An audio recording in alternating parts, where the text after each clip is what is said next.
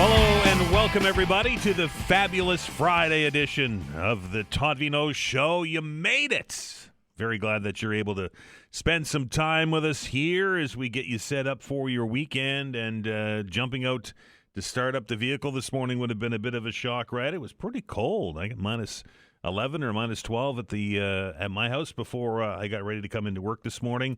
A chilly start to the day, I wrote down in my notes. The high only minus 2. But the good news is the weekend headline reads, and I quote, unseasonably mild temperatures. Just makes you feel like perhaps digging out the barbecue, doesn't it?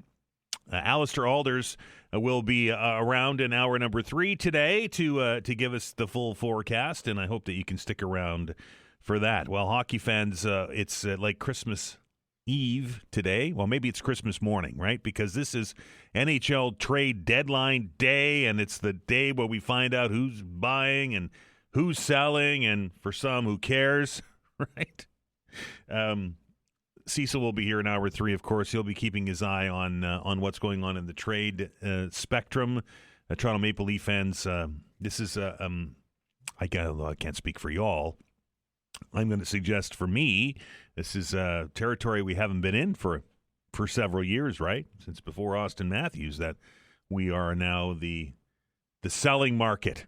I'd be interested to see how many current Maple Leafs are still Maple Leafs when the deadline passes at 4 o'clock today. Anyway, Cecil will be with us in hour number 3. If you woke up this morning and you needed gasoline or diesel fuel, you got a little sticker shock, right? Gas prices up another nickel today. Diesel up a dime. So the war in the Middle East, the war in Iran is certainly having an impact on us here. And I don't think that we're at the end of this, folks. I don't think that this is the end of increases in gasoline. If you've seen the coverage of the war in Iran, and you've seen some of the real-time maps that we have access to now, there's technology is pretty cool, right? You can track ships all over the world, you can track airplanes all over the world, and there's been a lot of attention paid to that 35 kilometer stretch of water that in the Persian Gulf is known as the Strait of Hormuz, and the amount of shipping traffic that has been halted there as a result of this ongoing conflict in Iran.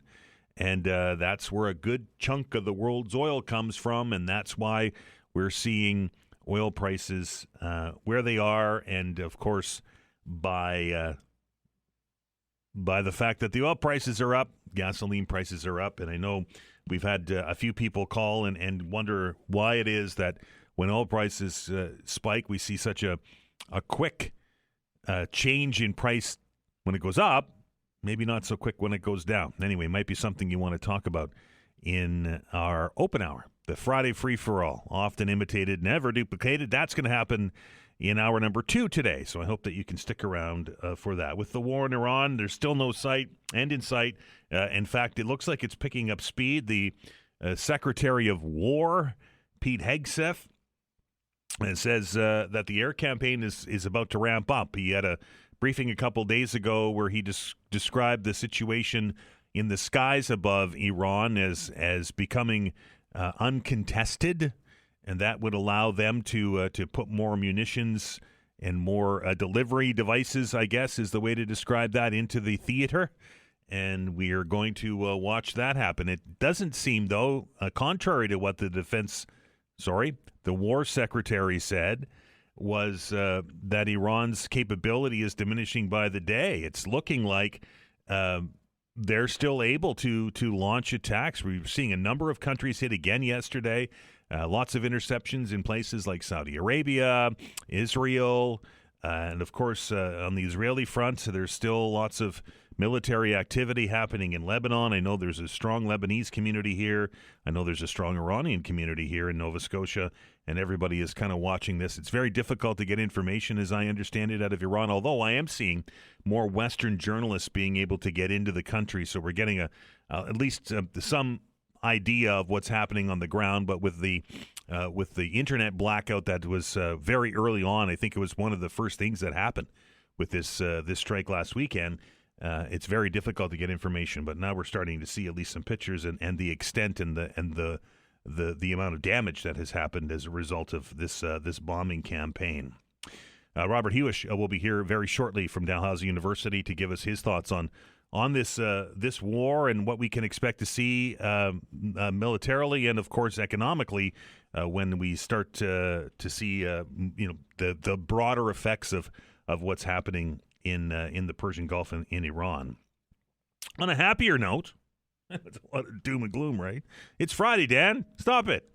Anyway, this Sunday is International Women's Day, where we honor the social and economic and cultural and even political achievements of women. And I'm very lucky to work with several strong, intelligent, and, fierce women here every day at the show. The boss, of course, Amber LeBlanc, is overseeing all radio operations for Rogers across the country now. She got her start right there across the street, working with the legendary Rick Howe, and has elevated herself to be the boss of bosses. So we're always very happy to hear from Amber, and she certainly has a soft spot for Halifax. Closer to home, Karen Gerard, Natalie Duggan, Janet Kelly, they all work here at the station tirelessly to give business owners an opportunity to promote their businesses here on our station. And then there's Nicole Bellefontaine.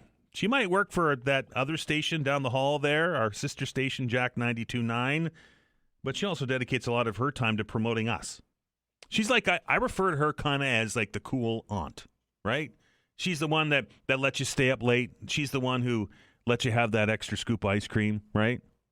Anyway, we are truly appreciative of Nicole. And there's, of course, Shelley Summers, who gets up early every day to keep you up to date. I was fortunate enough that for several years she tolerated me joining her on the morning news. And, of course, the irreplaceable Vanessa Vandenez. Now, I'm not exaggerating when I say that. We can't do the show here without her, and I appreciate her efforts every day.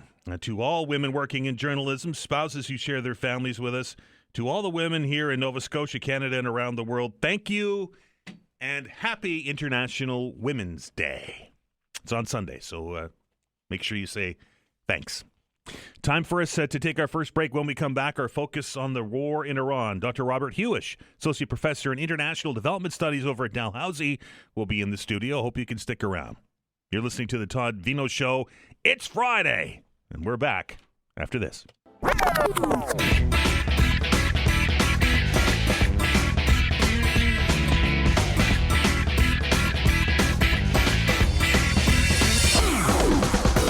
Well, it certainly has been dominating headlines, not only here in Nova Scotia, but right around the world. I watched broadcasts yesterday from the United States. I watched broadcasts from France. I watched broadcasts from London on the BBC, and it certainly is grabbed the world's attention, and I think rightly so. As we're on day 7 now on the military campaign, the war in Iran, and there is no signs of it letting up at all. The President of the United States saying some stuff yesterday that just seems completely out of, I shouldn't say out of character for the president, but out of the character or out of the norm when we start talking about these things, right? We launch a military campaign, and then when officials within the country start to reach out and say, okay, let's try and figure out a way to end this thing, the president said, no, too late, dude. We're in, and we want to fight, and that is not what we normally hear. So no sign of this ever, or not ever, I shouldn't say, but at least in the short term, slowing down or backing down. Very pleased to welcome into the studio Dr. Robert Huish, who is now the Associate Dean of International Development Studies at Dalhousie. Dr. Huish, welcome back, my friend. And it's busy times, I would imagine, for people that are watching this like you and I are. Yeah, it's day by day, and all we can do is stay tuned. And like you say, this is not something that has a clear exit plan. It's not something that Mr. Trump is even trying to discourage from breaking out into a more regional conflict, which it already is. Some are in Europe right now are referring to this as the third Gulf War. Right. Because it's no longer just Iran and Israel. There's how many Gulf states are now wrapped up into this, and now other nations, including some NATO members, that are now cautiously getting involved with this more and more. But this one's different than the other two iterations of the Gulf War, right? Remember Gulf War I, which was 35 years ago. Mm-hmm. We had a broad coalition of nations, and there was diplomacy. And then Gulf War II, maybe not as broad a coalition, but still a coalition of the willing. This time around, there's really two belligerents, at least on the American side of things, and that's the United States and Israel.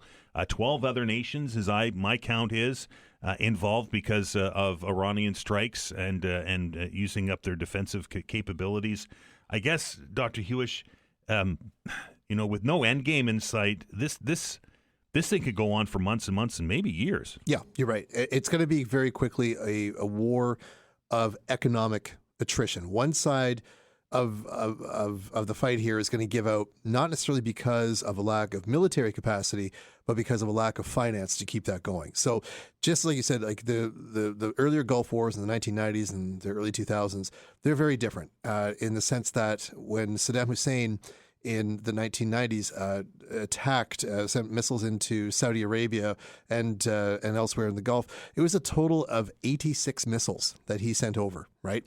Well, Iran burned through that in the first few hours of this conflict. So what we're also seeing here is it's not a ground war. We're not going to see tanks rolling across the desert anytime soon. But what we are going to see is the aerial defense, and the fact that now when we talk about aerial campaigns, just how much missiles and drones are part of the equation. And Mr. Trump himself has tried to position his leadership to say that there will be no American boots on the ground getting dirty. It's going to be an aerial campaign. But the problem with that is that Iran knew that was going to happen. They have been planning this for years. So in the sense that what their attack weapons are some ballistic missiles, which have gotten through into both Israel and to other countries in the Gulf. But also there's a huge fleet of these very, I wouldn't say ramshackle, but very cheap and easy to create attack drones that go low speed, low altitude, that can come in quietly and are hard to detect. They've got tens of thousands of those. And so they only cost about $20,000 to put together. A missile defense system, be it in Israel or any other Gulf states, Israel, for example, was using between $20 million and $200 million a day in defense. So just by the numbers alone, this is a very dangerous position for the United States to be in because it completely ignores history. This is exactly how the war in Afghanistan drew out for so long, and why the Taliban is still in power, because the Taliban could effectively create defense with old Kalashnikovs and half the time on horseback. But if you put aerial defense systems or aerial attack systems and then Navy ships in the region, that costs billions to keep that going. And you go further back in time, you go to Vietnam War, or even what Israel's done to Gaza in the past 2 years. Just the payload dropped in there. Hamas is still in power. So there's very few lessons being learned in military history, as once again another error, that you have civilians, not the generals, calling the shots here. The civilians engaging and wanting war. Now that's another lesson that Mr. Nixon showed us doesn't work either. Right. It seems that we just never really learn from our mistakes, and when it comes to these kind of conflicts, and they normally don't really result in what the perhaps was the driving force to launch the campaign in the first place. Yeah, I mean, there's some people who've said that the U.S. have all these reasons to go to war in Iran. Okay, and I understand that if you start chalking up the human rights abuses, the nuclear program, the long-standing tensions with Israel, you might start to say, okay, there's now 5 or 6 reasons to go for this. But that doesn't exist in a void. There's this background political system that was actually taking down the Iranian regime quite effectively. First being is that Ayatollah Khomeini, he was an old guy. He was 86 years old. So there was already transition plans starting to work out. And the nature of Iran's government is not just a one-man show. It is very wide and it's got a huge base where you have Revolutionary Guard holding power. You have got a paramilitary group that also enforces the law there. And so you just can't take one character out and say the whole system is going to now sway over. It was a system that was also starting to teeter and crack from within because people were actively protesting in the street. And paying for it with their lives. And that's right. Up to at least 5,000 people died from it. So the popularity of that regime was at an absolute rock bottom. And had everyone stood back and negotiated and done proper moves through international law and order, then we wouldn't be in this situation that we're in right now. But that wasn't the desires of Mr. Netanyahu, and Mr. Trump had been positioning weaponry in the Gulf for weeks. Even here in Nova Scotia, many people probably heard in the early morning some of the strata tankers, the Boeing strata tankers, flying over our province on the way to Bulgaria to then support the B-2 and the stealth fighters that were going to need fueling. So all of this could have been avoided with negotiation. It wouldn't have been as politically savvy or maybe politically secure for Mr. Netanyahu or Mr. Trump. But now we are into a situation where the U.S. is committed to war. The price of fuel is going to go right up for everybody, including in the United States. And Mr. Trump's going to have a real tough time trying to balance his books of spending tens of millions, actually hundreds of millions a day in this campaign. None of that is what American voters wanted when they put him in. Even his base, even the MAGA base, cannot agree with this. So this is just stupid. Robert, what I mean, with again, this is a difficult conversation because we don't know sort of what the end goal is for this. It appears that the goalposts keep changing every time the defense or the Secretary of War has a briefing. It seems that the end game of this starts to change, and with some of those NATO countries in that region and these other nations that have already been struck and are using some of their defense capabilities to stop these attacks. Is that going to be the tipping point on this? Is the international community, the Gulf states and nations surrounding that is going to put enough pressure on President Trump, or can you even pressure President Trump? I don't think in the current status that the Trump administration is open to any sort of acceptance of pressure or any sort of acceptance of dialogue with any nation, hostile or partner. It's one where we're seeing both of Israel and both in the United States that foreign affairs are conducted with force. And that show of force seems to be the means of communication, which puts the world in a very dangerous spot. The big thing that could really be at risk here is not just what's the end game for the United States. They and Israel want to see total regime change in Iran. Is that physically possible? Who would actually come in and try to govern a country as complicated as Iran? There's no answer to that either. But on the other side, what's Iran's end game? And I believe this one's easier to answer, is that they ultimately want to see both the United States and also Western and NATO countries get physically committed on the ground in the Gulf. Because once that happens, then you have, again, that spiraling out of control expense. You are going to start to see more loss of lives, both civilian and military, and that unpopularity and that economic chaos is really what Iran's hoping for. And they're prepared to pay for it with some of their own lives along the way. We just see that within the Gulf states right now, how quickly Iran turned to targeting them, places like Qatar and Dubai, other parts in the Emirates, and even Kuwait. The thing is, with all of those countries, they actually do have quite a concentration of missile defense systems, but they're going to run through that stockpile pretty quick. And it usually takes 2 missiles to take out one incoming. And so they're going to start rationing. Once that happens, the real risk for those countries is water. So you might have heard in the past people say, the next war is going to be about water. Here it comes. Because in Kuwait, 90% of drinking water is from desalination, right. 86% Which OTAR. Takes power. Exactly. You put a few missiles in there, right. You have a drought and humanitarian crisis overnight. Iranian allies, right? We know that Russia has bought tens of thousands of these drones and has launched them at Kyiv and in other targets in Ukraine for 4 years. They've condemned the attacks, but to this point haven't really said a whole lot. China, by extension, we know that there's tensions between China and Iran. The world's attention is distracted away. Does that change anything there? Well, both of those countries have actively cooperated with Iran in 2 different directions. So China has been very, very dependent upon Iranian energy and also other exports of energy out of the Gulf. And so now that it's insecure to get energy out of there, 20% of the world's energy supply comes from there. The Chinese market is going to be reeling. So they're going to be looking for not just sort of the heavier kind of sour crude, but actually that sweet light, that Brent crude is going to be a shortfall in China. So there's going to be panic setting in there. Russia as well likes to think that it has a bit more self-sustainability for its own resources. It can produce its own energy. It can get most of its own minerals and materials.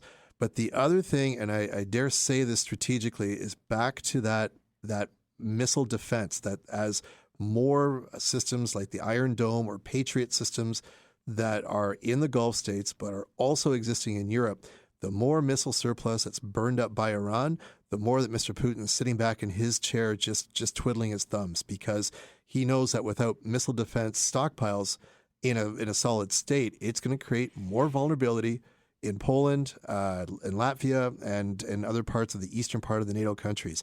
This is really concerning.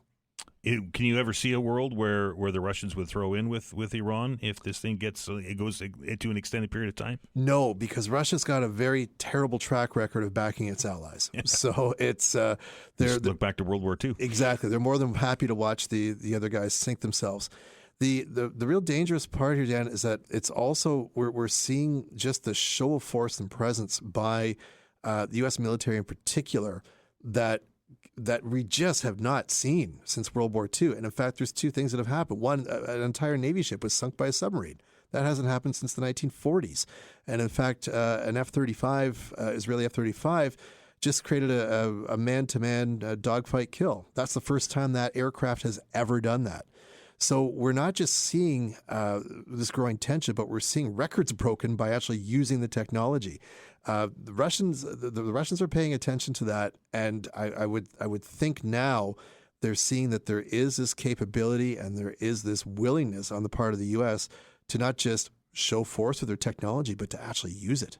With that, with those supplies you're telling about, missile defense and such, we mentioned it, Ukraine. What does that mean for the Russian-Ukrainian conflict? Well, this is also wild, is now that the U.S. has actually requested missile defense support from Ukraine. Right? So wait a second, now we're giving you guys aid? Right. That changes the table. The thing is with the Ukraine war right now is that in Ukraine itself, it is incredibly trenched in. Where the sort of the stalemate is what Ukraine calls these fortified cities on the eastern part of the Ukraine-occupied part of Ukraine, I should say, and against the Russian line. And so the amount of casualties that the Russians have suffered trying to take those cities, it's in the hundreds of thousands. But what's more likely is intimidation in countries like Poland. So I myself was in Poland last year teaching a class on these topics there, and you could already feel the militarization there. There was a couple of cases where the cell phones all went off one night saying, there's been an air attack and this kind of stuff. So it's why Poland is putting up to 8% of its gross domestic product towards defense and NATO commitments. That's, again, something that in the geopolitical chessboard we don't want. We usually wars that stay as conflicts, that stay very regional and that die down quickly. That's great. In terms of broader geosecurity, it's unfortunate that they happen in the first place. But the fact that it could start triggering other responses, so now maybe Mr. Putin would be braver to actually intimidate other NATO allies. That's a problem for Ukraine. Does NATO get dragged into this?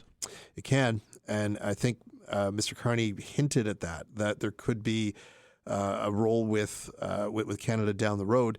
Not likely joining on to what was it, Operation Epic Fury. I don't think we're going to sign into that. But there's a strong chance that NATO allies or that our other partners in the Gulf wind up in a humanitarian crisis. They wind up needing supply, support. That's something the Canadian military does very well.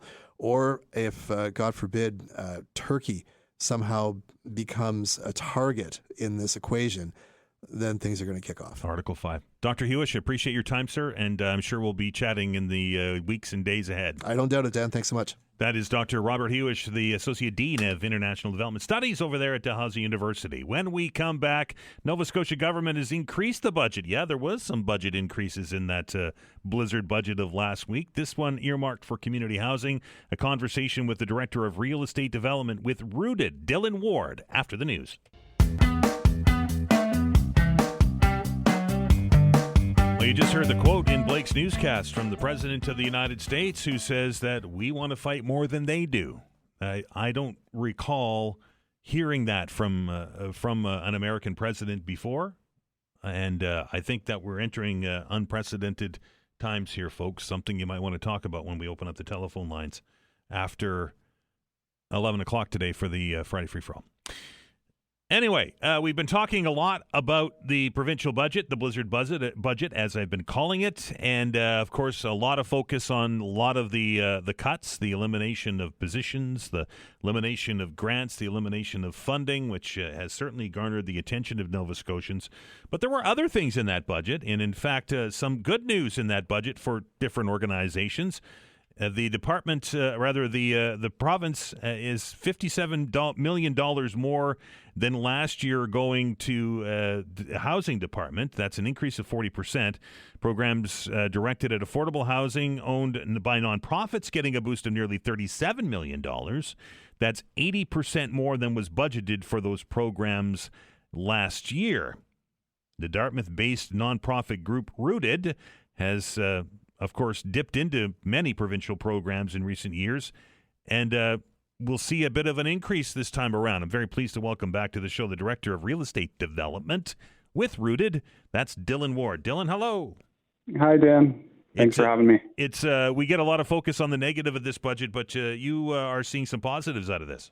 Yeah, for sure. And I just wanted to say off the hop, we do recognize that there's a lot of tough conversations being had, and so we do kind of just acknowledge the privilege that we have in terms of being in housing and real estate. I mean, we're very pleased to see that there's a reinvestment and to your point, a top up in funding. I think a lot of that is driven through the AHDP program for new supply, and so it's not maybe across the board, but we're still getting into the numbers, and obviously it's still being discussed in the room with the politicians. So yeah, we're pleased and happy to kind of just talk about what that impact might mean for us and us as a sector. And that was my next question, Dylan. What will this new top up, this additional funding enable you to do? So as I mentioned, the AHDP program, that's the one number that we've seen where there's an $18.5 million increase from last year's budget. We also know that funding program has been successful in terms of getting new development completed. Our project's out in Cole Harbour, 18 units, mass timber called the Crosswoods. That was a mixed income affordable housing project led by Rooted and heavily invested in from the province. That was the first land for housing project. So we've seen success. We're now seeing this pipeline of projects that the province has come alongside and invested in coming to fruition.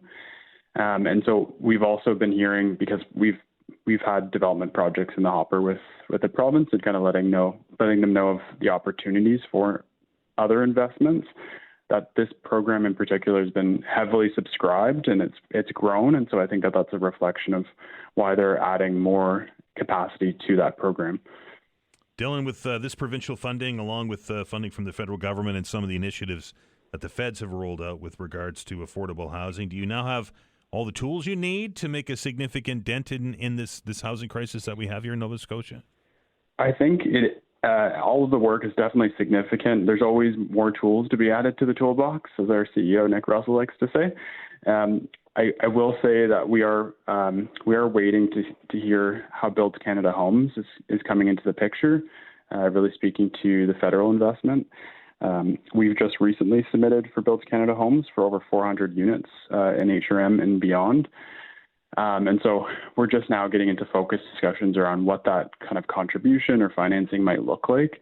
But definitely happy to be seeing kind of a continuation from the provincial programming, which was, if you look across Canada, the province is pretty progressive in terms of their investment and their understanding of their interest in housing. And now we're seeing that kind of taken up by the feds through a program, for example, like the Canada Rental Protection Fund, which is an acquisition fund, where Rooted saw an enormous amount of growth last year, not through that program, but through CHAP, financing program from the province, and the Community Housing Capital Fund.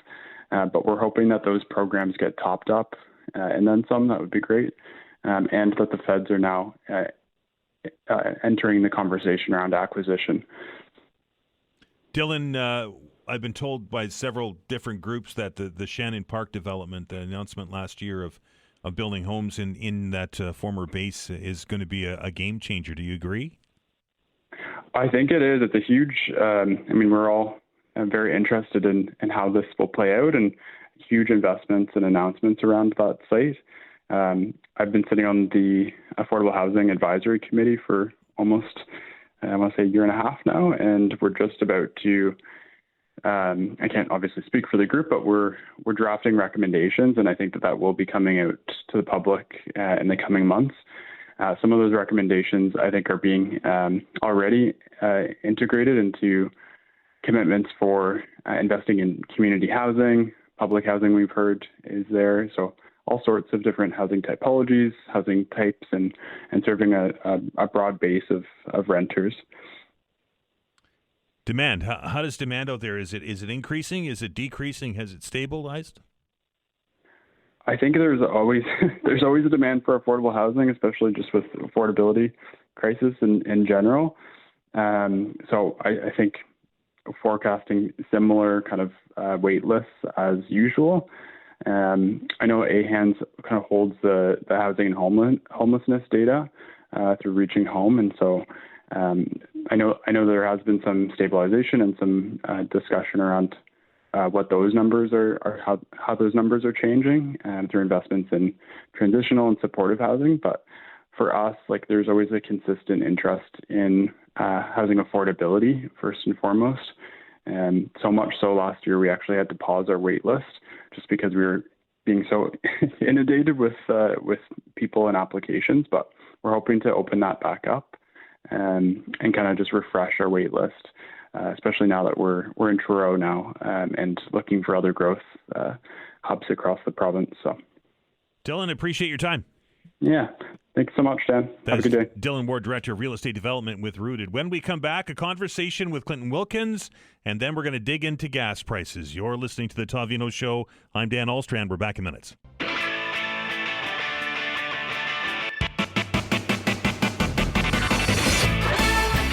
All right, welcome back to this edition of the Todd Veinotte Show. I'm Dan Aalders. It's that time again as we roll through the beginning of March. We were talking, it seems like moments ago, about February and Love Thy Home, but now we're into March and it's spring. At least that's what we keep telling you it is. Well, at least it's around the corner. It's close. That voice, of course, is Clinton Wilkins, our mortgage guru and the host of Mortgage 101.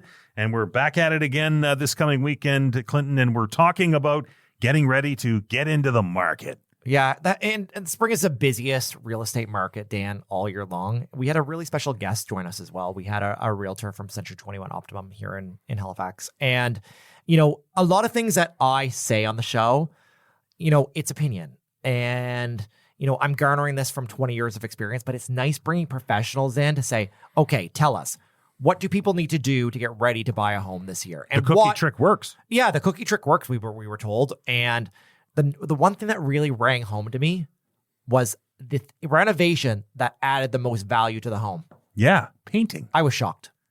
The act of home ownership that most people despise most, I think. So and this realtor said no DIY. Not saying that DIY is a bad thing, but if you're looking to really truly add value to the home, having a professional do it has a higher And maybe value. you're a painter, and that's cool, but most of us aren't. I am not a painter. Nor am I. I am actually a terrible painter, and people that know me, and I've owned all kinds of homes over the years, but I love hiring people to get stuff done. honestly. It's the same thing, if you're going to get a mortgage. Are you going to go and broker your own mortgage, or are you going to go to a professional that does this every single day? Why is spring so busy, Clinton? Why is it that people decide, okay, it's time to start? I think the weather. Right. And, we talked on the show that the snow starts going away. You can see what you're buying. A lot of this is perception, but I think a lot of folks that are planning on doing a transaction in spring, it's very planned and strategic. So within the next couple of weeks, I think we're going to see maybe close to double the amount of listings come online. But we'll also have more than double the amount of buyers probably enter the market as well. For sure. And we'll also talk a little bit about on the program this month about, in addition to paint, what you can do to not only get your house ready, but yourself ready.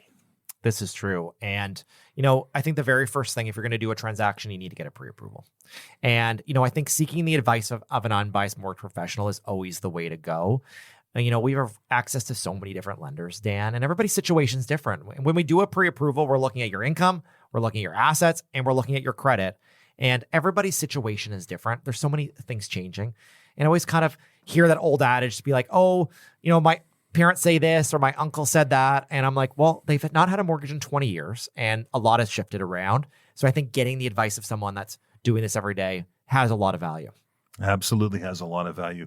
Clinton, we wouldn't be doing our job if we didn't ask you how things are looking out there. What's the market look like right now? It's a balanced market, I think, in terms of real estate. From a rate perspective, we're really in a plateau. The Bank of Canada, has teased that, maybe changes could come. Bank of Canada's meeting here again at the middle of the month, March 18th. It's Wednesday. I think it's going to be a hold. And a hold is okay and a plateau is okay. This week, though, Dan, those bond yields have been, bumping up here a little bit. And I would not be surprised if we see fixed rates increase a little bit over the next period of time. I mean, the rates are still low. We're talking about rates in the 4s. When we were talking 2 years ago, we were seeing rates in 6 and 7% range. So 4s is not necessarily inflationary, and it's not putting a lot of demand on the marketplace, but it's also not, retracting the market as well. So again, as much as the real estate market might be balanced, I think the interest rate environment may be balanced as well. Mortgage 101 goes Saturday and Sunday right here on 95.7 News Radio at 11 o'clock. Clinton will be there. I'll be there. And I hope that you'll be there as well. Clinton, thanks for coming in, my friend. And we'll see you when we see you. Thanks, Dan. And before we end, we're doing a giveaway. He's got stuff to give away. So what caller number are we going to say? Vanessa, what is it? Caller number 7. Okay, we're giving away 2 tickets to the Winter Warmers. There's only a couple weeks left. It's with Rankin McGinnis. It is Saturday afternoon from 3 to 6 at the Marquee. We've sponsored it all year long. We love the arts. Regardless of what's going on in the province of Nova Scotia, we're supporting arts and culture here. And thanks, everybody. Tune in this weekend. Thanks, Clinton. 902-405-6000, 1-877-801-8255. That is the telephone number if you want those tickets. Again, 902-405-6000, 1-877-801-8255. Caller number 7. Well, if you woke up this morning needing gasoline, you certainly learned that it's going to cost you a bunch more to fill up the tank. That's both gasoline and in diesel prices. Now, back on Wednesday, we saw the interrupter clause. We saw gas jump by 9 cents, diesel by about 7.5. And then last night at midnight, or I guess this morning at midnight, the provincial regulator hiking the prices again by 5 cents for gasoline, and diesel prices saw another 10 cents. It's over $2 a liter here in Nova Scotia. Very pleased to welcome back to the show for a little bit more perspective and what we can expect in the coming days and weeks when it comes to gas prices from Gas Buddy. That's Patrick Haan. Patrick, how are you? Hey, I'm good. Thanks for having me. Oh, my goodness. It's the days of declining gasoline prices appear to be behind us, at least for the next little while. Yeah, I woke up with chills this morning. As an analyst, you don't often see the numbers moving this quickly, but that's where we are at this moment. Obviously, the war in Iran and the blockade, well, not blockade's not the word, but the disruption of traffic in the Strait of Hormuz is responsible for this. Yeah, it absolutely is. This hasn't been addressed. It continues to go unaddressed. Iran has made veiled threats attacking tankers in the Strait of Hormuz. Important to also mention this is not a doorway, right? It's not open or closed. It's the threat of attacks that is preventing ships from wanting to move through the strait. And that's the biggest bottleneck now is every day that this continues, it's going to be exponentially longer for the global market to rebalance. We're talking about 20 to 25 million barrels of oil per day that flow through the strait. And now we're getting to the point where some of the oil producers in the Middle East are going to have to slow down production, which doesn't quickly resume because there's nowhere to put oil because it's not sailing through the Strait of Hormuz. So a lot of different angles here that are problematic. And we're seeing oil, as you mentioned, gasoline, diesel, jet fuel, by the way, just up in an incredible amount. And so, I would hope that at some moment in the next few days, this gets addressed. But U.S. President Donald Trump solidifying his tone, essentially saying the U.S. won't back down. And now you're seeing the reality, the fallout from that sort of attitude is continued hostilities in the Middle East potentially, and the Strait of Hormuz not any closer to seeing ships transiting through. Patrick, I saw a graphic on CNN this morning on the way in, or just before I came on the air, and it said that on the 4th of March, the average number of ships that pass through that strait is about 60, and on the 4th of March this year there were 0. So that's a lot of oil that's not moving. Yeah, exactly right. And I've been fielding questions on how can we work around this? We can't. There's no amount of oil that in the U.S. The popular refrain is, utilize the Strategic Petroleum Reserve. We've got this huge stockpile of oil. It's in the wrong place. It doesn't free up the 20 million barrels. It's a one-time shot of oil, and it's based in the U.S. and Texas and Louisiana, not in the Middle East where the oil is needed. So there's no replacement for this vital waterway. And to have now seen the attacks, some 5 days ago, almost a week ago, and for the U.S. not to be paying attention to or thinking of this potential, just kind of highlights, the situation. So as long as the Strait of Hormuz continues with this de facto closure, we're going to continue to see motorists, UI, and our neighbors paying more for gasoline. And we're going to get double hit with higher diesel because that's what moves the economy. And, heaven forbid you want to move, fly on vacation. That's going to become far more expensive, too, as airlines are paying massively more for jet fuel this morning. And groceries and all of those things. Patrick, I know this is a crystal ball question. Do we have any indication how high this can go? Like, can we see $2 per liter gasoline, $2.50? I would hope that with the amount of increases, it's fever pitch.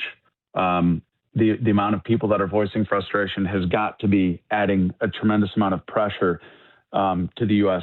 administration. We're already seeing yesterday stories about politicians who are hearing from their constituents. I can't imagine that this issue continues to go unresolved for more than a few days, right? Because the amount of pressure, not only from oil producers who can't produce, but Americans and Canadians who are seeing prices surge, in uncomfortable ways. I would have to imagine that this does get addressed. If it doesn't, $2 a liter is certainly within the means and potentially beyond that. I hate to say it, but the longer this issue goes along, the more possibility we could see prices rising to numbers we haven't seen in quite some time. So that's really the crucial element here is I can't predict if the administration in the U.S. is going to act or somebody else is going to act, but that's the only thing now stopping some of those runaway prices from potentially happening.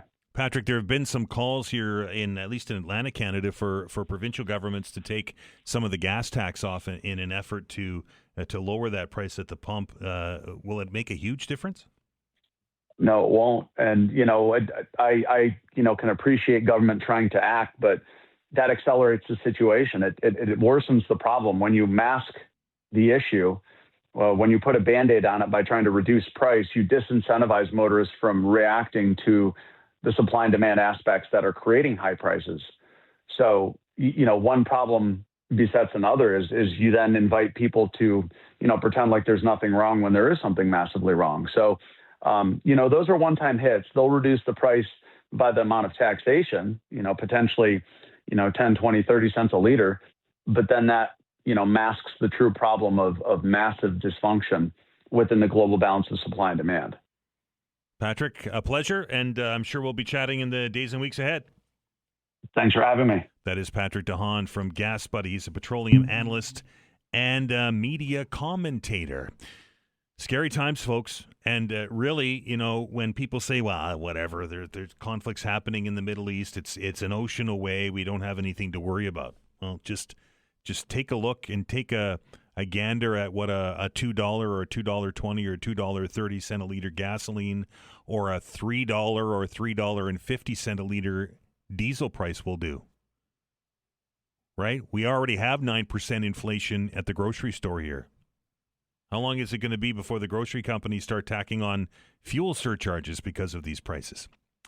It's time for the news. We're going to get an update from Blake on what's going on. And on the other side of it, it's the Friday Free-for-All. And today we're going to turn it over to you. Right? This hour is your hour. You can join the conversation and talk about whatever it is on your mind. There's lots of things to talk about. I usually ask a question heading into this today, but I'm going to try something a little different with the Friday Free-for-All this week, and I'm going to let you guys lead the conversation. Lines are wide open. 902-405-6000, 1-877-801-8255. The Friday Free-for-All after the news.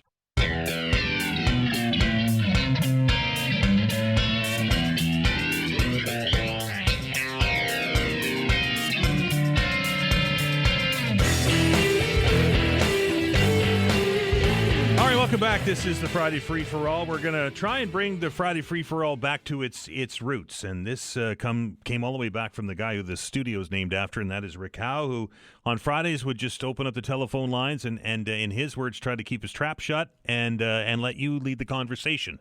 So we're going to try that and see if it works. The caveat to that is if we don't get a lot of calls, it makes for pretty boring radio listening to nothing. So this is your chance. Lines are open. 902-405-6000, 1-877-801-8255. Again, 902-405-6000, 1-877-801-8255. We'll begin the show with Len. Len, how are you? Not too bad, and yourself? I'm well. What's on your mind? I just want to ask a question, Dan.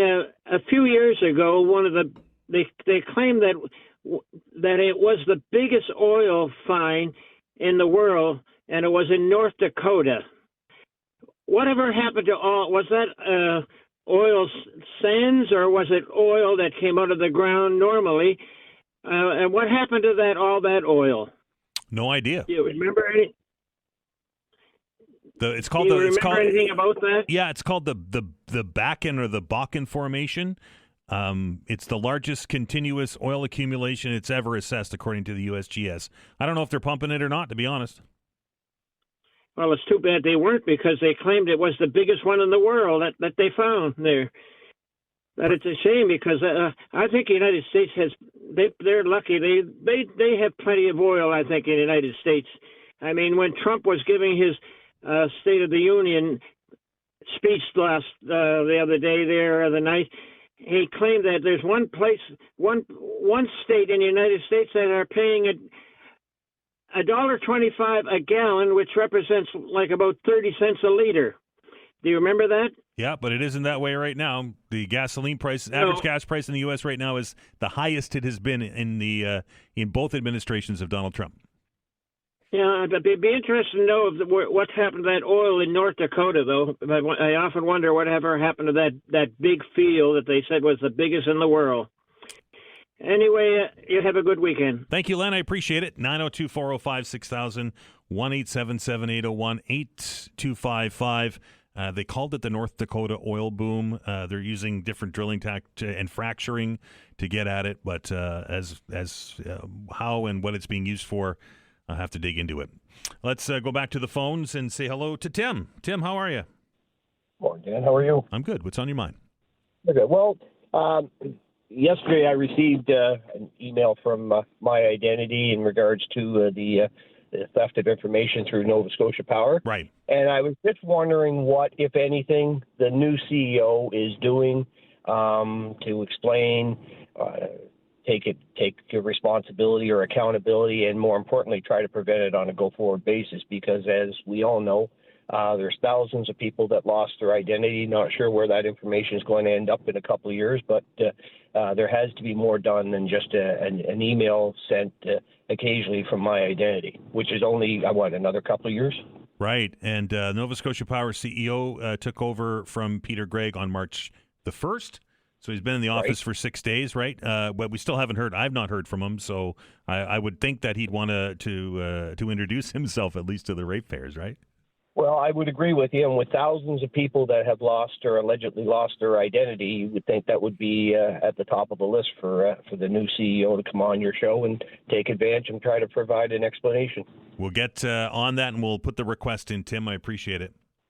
Have a great weekend. You too. 902-405-6001, 877-801-8255. Maybe with the new CEO, we'll have better success than we did with the old CEO. Again, he's been on the job for 6 days, and I'm willing to give him a little bit of slack to get up to speed, although I'm pretty sure that he's been working with a transition team since the day it was announced, or probably even before that. And I think Tim is correct. I think that that is the biggest thing that is before him as he takes over control of Nova Scotia Power. 902-405-6000, 1-877-801-8255. Let us say hello now to Ron. Ron, how are you? Hi, Dan. I'm good. Last week there, I was listening to the radio on Saturday morning, and it was a repeat because Dr. Rob was on. Right. And anyway, you guys are talking about asphalt and potholes and things like that. Mm-hmm. I got a question. The speed bumps, which I find I don't like them at all. Anyway, you're not alone in that, Ron. I'll guarantee you that. No, I heard you talking about it, and the different reasons why. But my question is, if there's potholes around the city and they have to get filled every once in a while, what about those speed bumps? How come they never seem to get broken up, or why are they just permanent? Like you think they would break up after a while over the winter and stuff like that, and have to repair them, or get hit by the plow or something like that. Ron, I don't know the answer. Maybe somebody out there does, though. That is an interesting question. Yeah, and the other thing there was I remember calling in I don't know, a few months ago to the councillors, and I just was wondering. I put a question out there about what do they cost? Like, how much do they cost to put in, like, per bump? And there's got to be 10,000 of them between Halifax and Dartmouth. I mean, They talk about spending money on bike lanes. I mean, I'd like to know what that costs for those. They got them everywhere. It's just ridiculous. Some streets don't need them, But anyway, another question, real quick, sure. About the time change there. Yeah. When EB did that in BC, and he's trying to get Washington and California and them on board. There was also a vote somewhere there. I think it was out there, and they were saying like 87% of people are in favor of this. So my other question was, I know that they tried to do it in Ontario a little while ago, but they said that it had to line up with New York State because of the stock exchange, and that can't be on a different time zone or something like that. We're on a different time zone than the stock exchange. I don't buy that. Yeah, right. Well, that's what I think Doug Ford was saying about it, but so if that happened in here in the Maritimes, how does that? Do you know how that works? Like, how what did they? Who decides to do that? I would imagine it would be. If we're following the example of British Columbia, it would be the provincial government that does that. Yeah, so it'd probably be like PEI in New Brunswick. I guess Newfoundland would have to be involved. Well, I think that would make sense, right? Because we're of our size, it would make sense that if all three of us did it, then everybody would kind of be on the same page, right? Yeah, I wonder if there's any kind of a site where everybody can kind of vote on it or something like that, and see how many people feel that it should be changed or not. Maybe we should start a petition, Ron. Have a good weekend. Yeah, petition. Okay, thank you. Take care. 902-405-6000, 1-877-801-8255. This is the Friday Free-for-All, folks. We're turning this over to you. We're experimenting with this a little bit. This is your chance to talk about it. I'm trying to keep my mouth shut, but I'll tell you right now that the phone lines are open. So we'll need you to call in order for it to work. 902-405-6000, 1-877-801-8255. We are back after the break.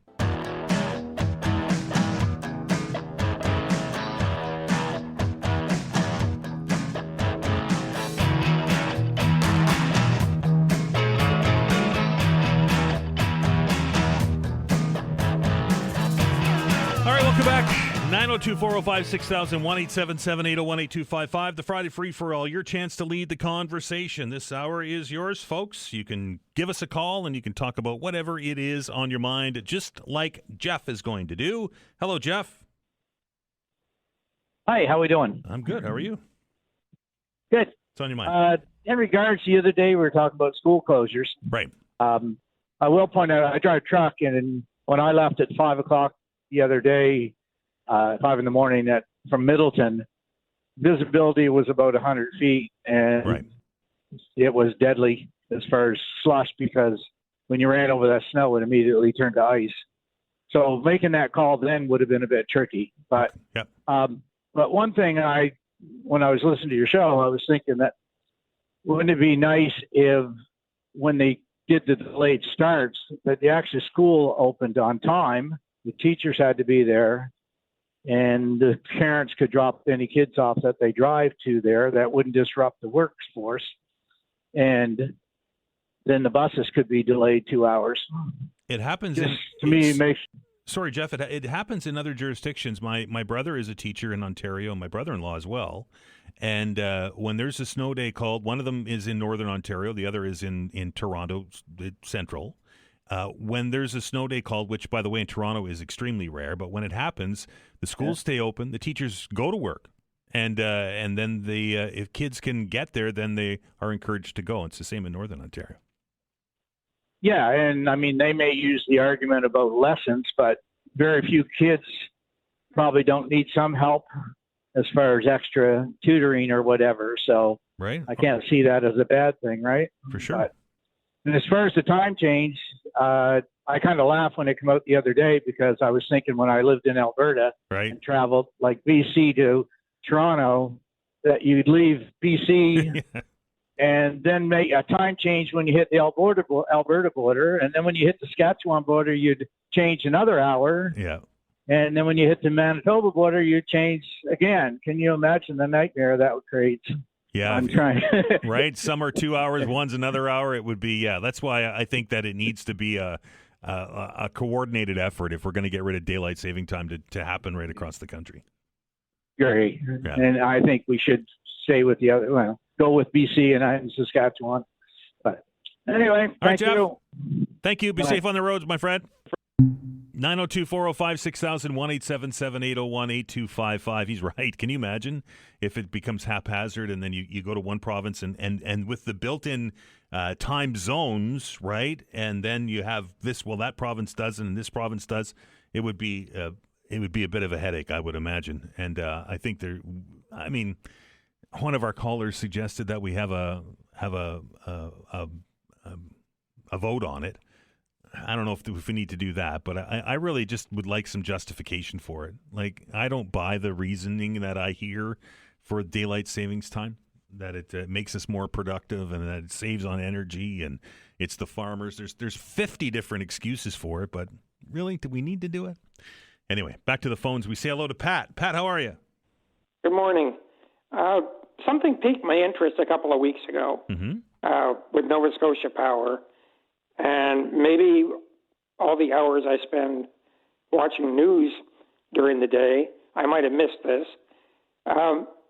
Before our coldest night of the year, weeks ago, they asked people to restrain themselves so that not to tax the grid.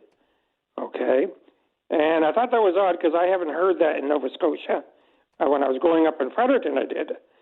And we'd keep our lights off if we didn't need them, things that would help prevent a blackout.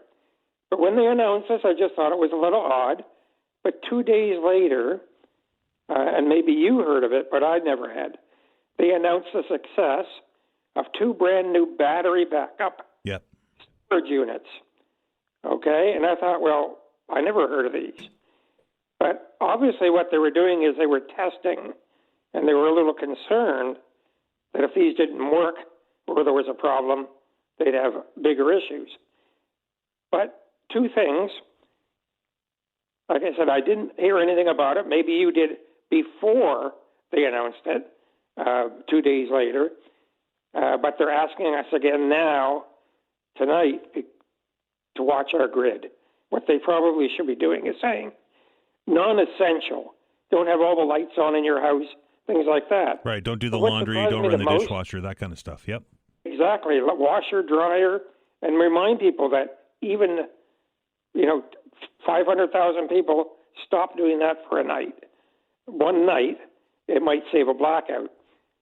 But okay, not to lose my train of thought here. But, anyways. It's all good, Pat. I didn't hear anything about it, and now they're mentioning again tonight that we should watch the grid. Oh, I know what it was. They actually mentioned that they were successful at exporting during that time electricity to Newfoundland and New Brunswick.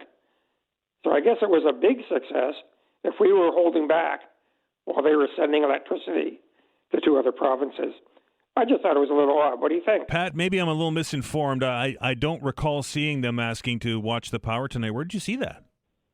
It was on the news, CBC News at 10 o'clock. Was it? I'll have to They dig were in. talking about the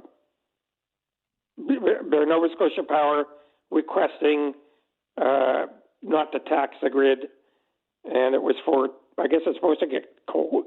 I don't know if it's going to get cold tonight, or maybe they need more electricity for the other provinces. I don't know, but these two power storage plants I never heard of. I have, and they're big battery sites that they've built in the province in an effort to try and store some electricity for these instances that you're explaining to us, Pat. Yeah, but again, I didn't hear anything about it even being in existence until 2 days after that request. So I just thought it was one of these things they could have talked about, but maybe they didn't want an experiment to go bad. So I don't know. It was just something that piqued my interest. Thanks, Pat. I appreciate it. Thank you, sir.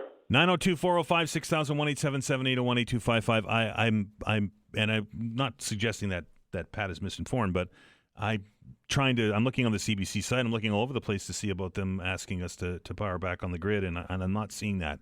Maybe somebody with Nova Scotia Power that's listening to us, and I know you are, maybe you can give us, or Vanessa or I, an email or a call and see if that is in fact the case, because that's news to me. Not suggesting that he's not that he's misinformed, but that one is news to me.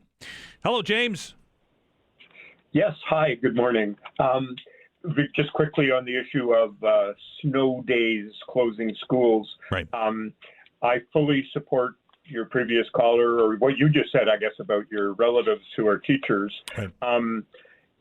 Generally speaking, there's no reason to not have the teachers go to school. Everybody else in the world goes to school on, quote, snow days. So even if they don't want to run the school buses for so-called safety reasons, teachers can go and do their prep and do all that stuff. And I would submit we could quite seriously consider, we ran schools online for a year and a half during the pandemic. Mm-hmm. Often we know the day before there's going to be, or the general rule could be, if a snow day is declared, it's online learning. Just fire up your computer that you used for 2 years, between 2020 and 2022. It just seems a pity. I think I heard there were 11 snow days already in one of the RCEs in Nova Scotia. Like, that's a lot of lost learning. For sure. It's a lot of days, James.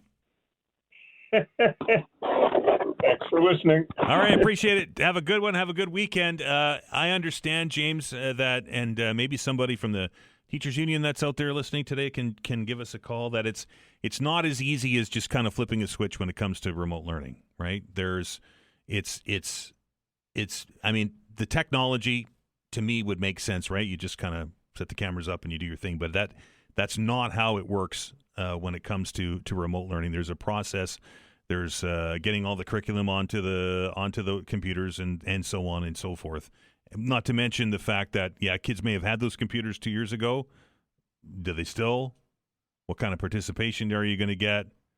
And those kind of things. But I don't want to speak for the teachers nor the Teachers Union. If somebody's out there and can explain that to us, because you're not the only one, James, that has raised the specter of having a switch flipped when it comes to snow days and having remote learning Bit of a different situation in the pandemic when we had long stretches of it. I don't know if it's even feasible to do it for a one-day snow event. But again, I'm not the expert on that. Friday Free for All. Good conversation thus far, and we are going to continue that conversation after the news here at the bottom of the hour. This hour's for you folks. Well, I guess this half hour's for you folks. This is your opportunity to bring whatever it is to your mind. We're going back to the roots of the Friday Free for All. It's your hour. Lines are wide open. 902-405-6000, 1-877-801-8255. We're back after the news.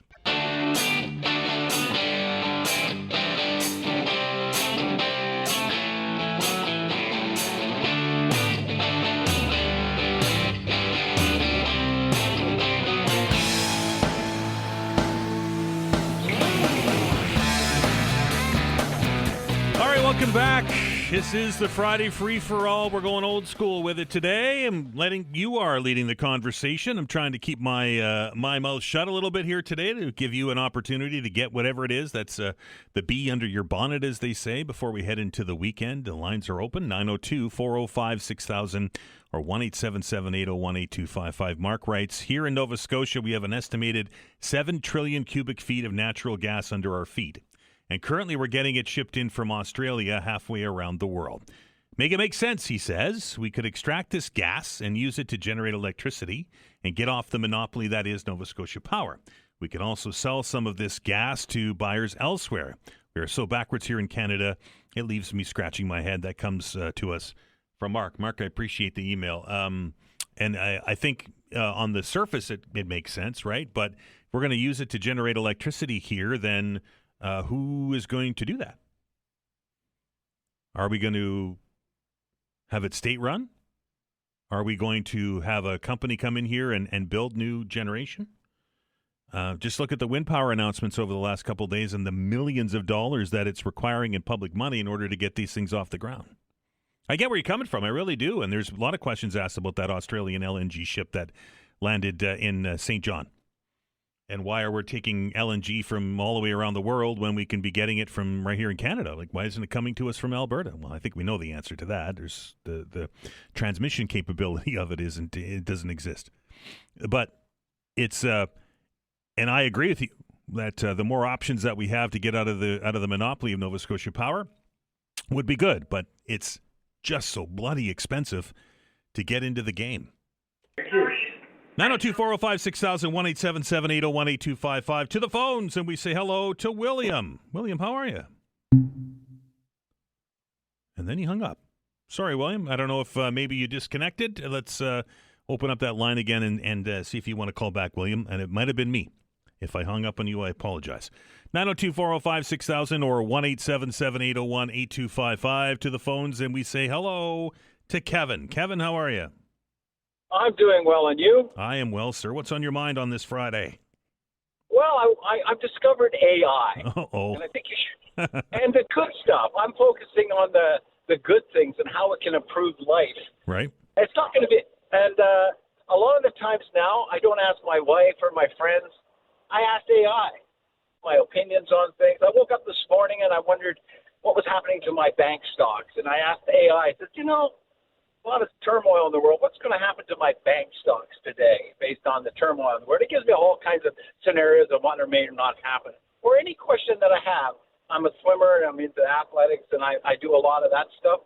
And I'm constantly looking for motivation. And I use AI and it motivates me. Mm-hmm. In almost anything, medical issues. I'm an old man now and I have multiple medical concerns, just parts breaking down and stuff like that. I mean, I'm really healthy, but things don't work as well as it. AI has been better than almost any doctor. In fact, recently I talked to my doctor, and my doctor said to me, he said, Kevin, you know more about this stuff than I do. So, and it was in the waiting room, looking it up before I went in to talk to him. He said, there's stuff that he actually was fact-checking me right there, and he said, I wasn't really considering that issue. Anyway, AI is an amazing tool for each and everything that you do in your life. It saved me a pile of money on repairs, before going to a a car. We're interested in purchasing a new car. And we do all our research using AI. And it's quick. It's really fast. It gives you instantaneous answers. When I write emails to friends and family, I'll have an email. I'll submit it and ask it, does this reflect the opinion that I want to put through? Is it too harsh? Is it too kind? Is it whatever? And it'll give me suggestions to how to improve it. And almost in every case, it improves the quality of what I would have written. It's still my idea initially, but it makes me look so much more intelligent than I really am. And I love it. Fair enough. Sounds like you're all in on AI, Kevin.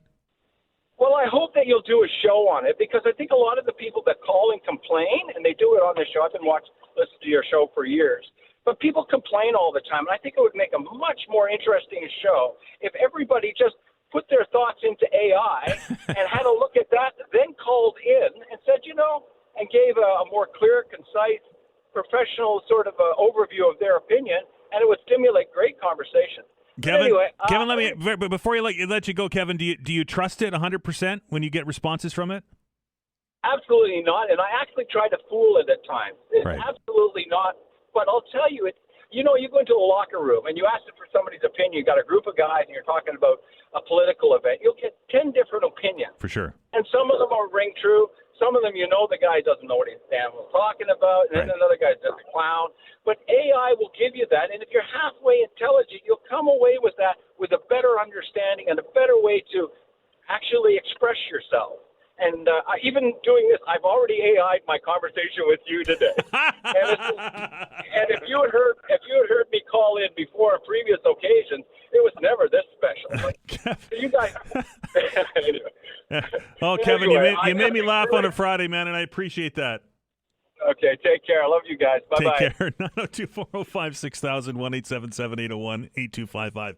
The security concerns, the privacy concerns, the fact that it's eating your data aside, Kevin is all in on AI, and it's leading his life.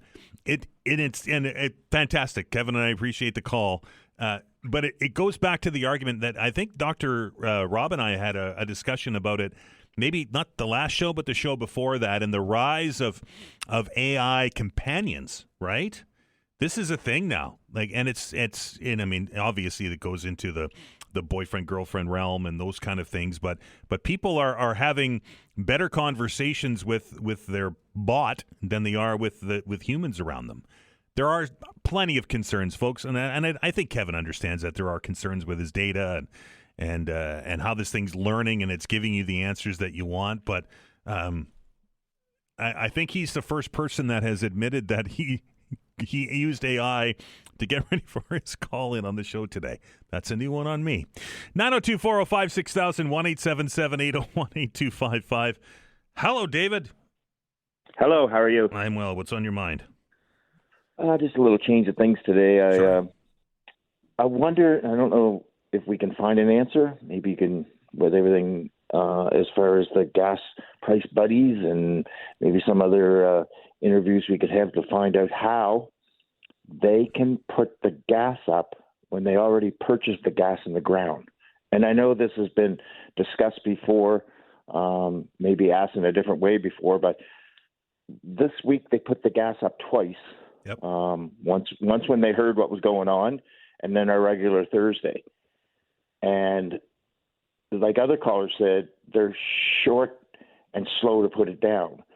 But if I had a business and I bought something and paid for it at a certain amount per cost, whatever, and put it on the shelf, and you come in, Dan, to buy it, and I decided, well, I better put this up because I think something's going to happen here or whatever.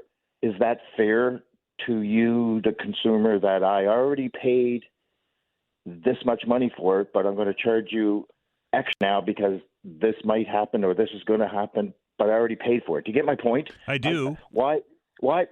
So if gas stations get gas and it's in the ground and the companies, paid such price for it, why are they allowed to? And I know it's all about the money and all about the big guy and the rich get richer. Why are they allowed to put that gas up, David, in a short period of time? The way it's been explained to me in the past, David, is that the gasoline that's in the ground is a global commodity, right? And they liken it to me to purchasing a bar of gold, right? You buy a bar of gold at wherever you buy gold, and put it in your safe or in your closet, and then you take it out 3 days later or 4 days later, and you go and sell that gold, and the price has changed, right? It's the same as putting that gas into the ground. The value of that commodity changes based on the world market. That's the way it was explained to me. Yeah, and you know what? When you look deep into it, and the way you explained it, okay, well, all right, maybe there's some right to that. Right. But I guess my point is how fast it happens, right? And I agree with you. It's always very quick to go up and slow to go down. Yeah, and why are they allowed to do it the day they hear about it, the next day, whatever? Why can't there be a rule to say, if we're going to have this rule here in Nova Scotia about every Thursday going up, can that only be the day? Why does it have to have interrupt clause here for up or down, whatever? Why can't we just stick to that day? And that gives everybody time or get prepared, whatever. But to put it up the next day, I know myself, it's like, holy crap, you got to run out because the gas is going up here. Right. Where if you knew Thursday, you know what I mean? Okay, I'm going to fill up my oil tank. I'm going to fill up with this. I'm going to do that. But in 24 hours or 12 hours or 10 hours, oh, watch out tonight. We're putting it up 10 cents. That's ludicrous. It's. I just do you remember what it was like, David, before regulation, when it used to go up 3 or 4 or 5 or 6 times a day? Yeah. Right? It was what's right and what's wrong when that rule come in. Exactly. Is it better for, you know what I mean? I hear you. You just get frustrated, Dan. Oh, I hear you. I'm frustrated too, my friend. I certainly am. Yeah, and it's, where's it going to stop, right? I hear you. Have a great weekend, David. Anyway, keep the smile on your face. Have a good weekend. I'll do my very best. 902-405-6000, 1-877-801-8255. We're back after the break. 902-405-6000, 1-877-801-8255. The Friday Free-for-All continues. It's been a good conversation. I'm enjoying it. Again, 902-405-6000, 1-877-801-8255. Ken writes, if you, Dan Alstrand, were the general manager of the Toronto Maple Leafs, which players would you be selling today? Matthews, Nylander, Nyes, Tavares. How about all the above? Does that work? I think the Toronto Maple Leafs need to blow it up and get what they can get. I think you'll get some value for Austin Matthews. I think you'll get some value for William Nylander. I think you'll get value for Matthew Nyes. I don't think you can move John Tavares, given the size of a contract you'd need to get to sign him and his age. If I'm the general manager of the Toronto Maple Leafs right now, everything's on the table, from the goal line to the red line. And then if and I don't want to digress too far here, but if yesterday was any example when they traded Waugh off and got a first-round pick for him, imagine what you get for Austin Matthews or William Nylander. And then you can build for the future, kind of like Anaheim's doing, right? The youth movement is upon us. 902-405-6000, 1-877-801-8255. Hello, Bill.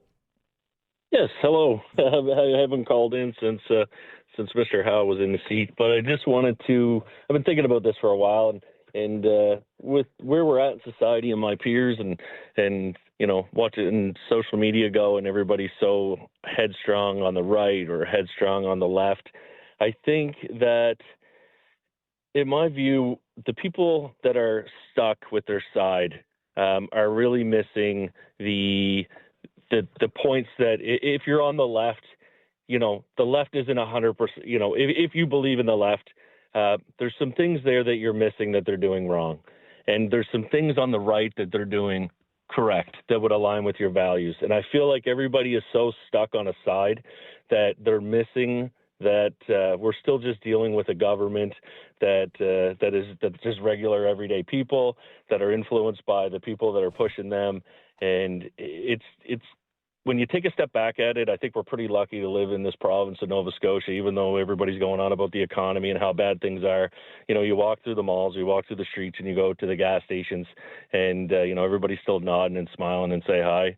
It's a good place to live, And I think that people are getting really stuck with the politics, and I think we need to just kind of lighten up and be happy for where we're at and where we're living. Oh, Bill, I can't agree with you anymore. You hit the nail absolutely right on the head, and I think that the last 5 years have sort of all come to fruition now, and everybody's kind of dug in their camp, right? And we had this discussion earlier in the week where we've lost the ability to have an adult conversation with one another.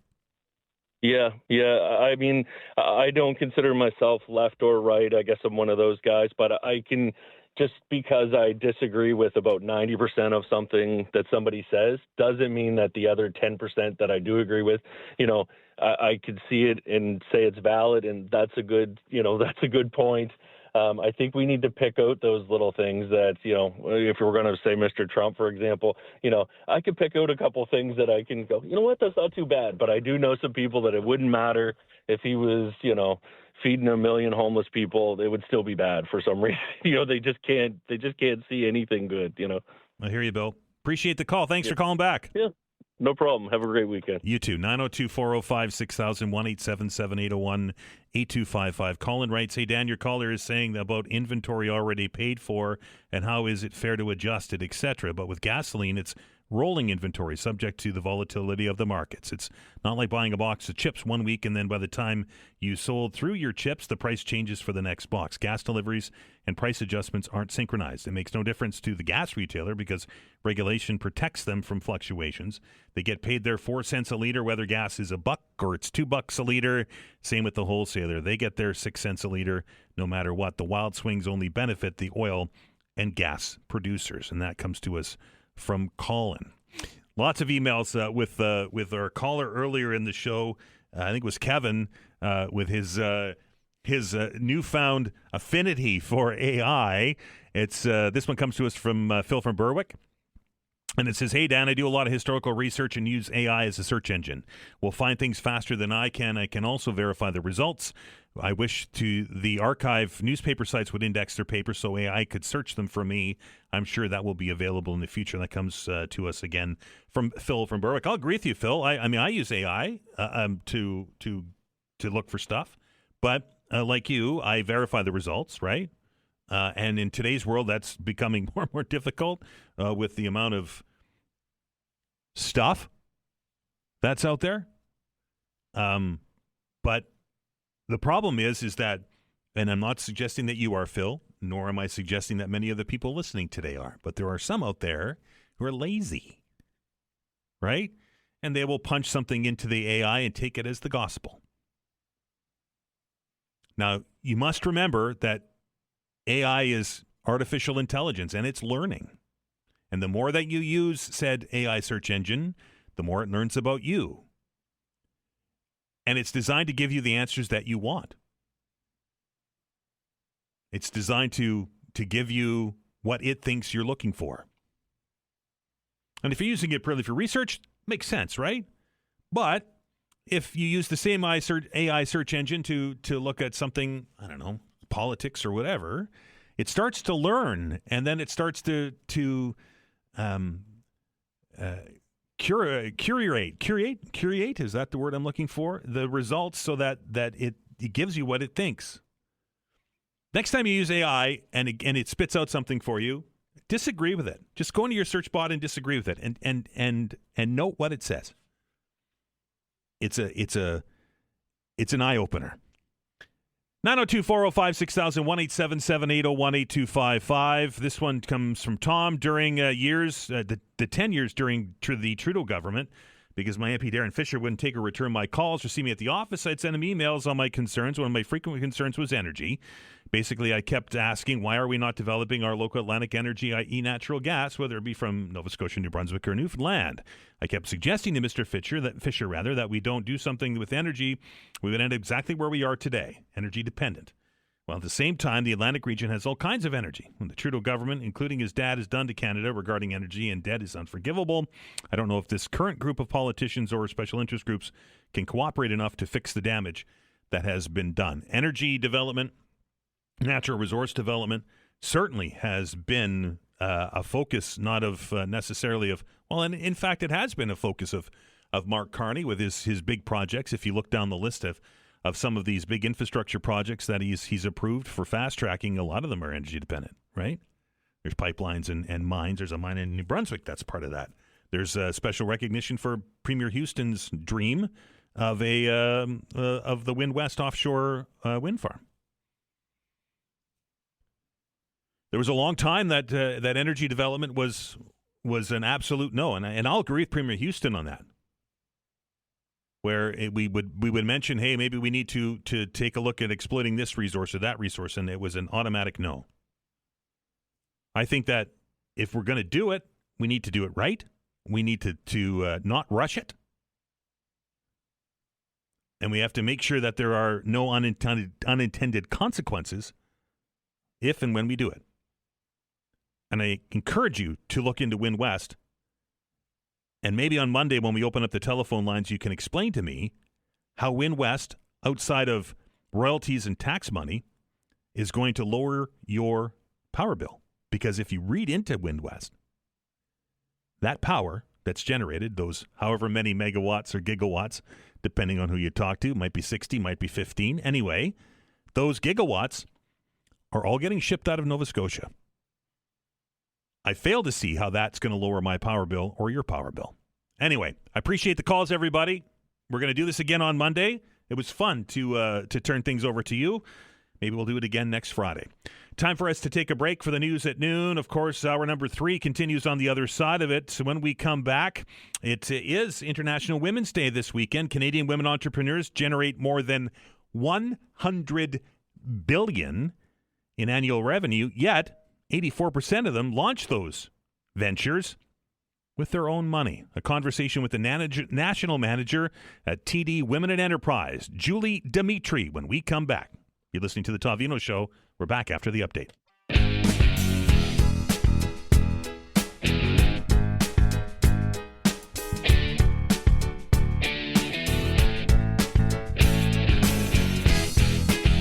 All right, it is International Women's Day on Sunday, and women are knocking it out of the park when it comes to being entrepreneurs in Canada and leading in business.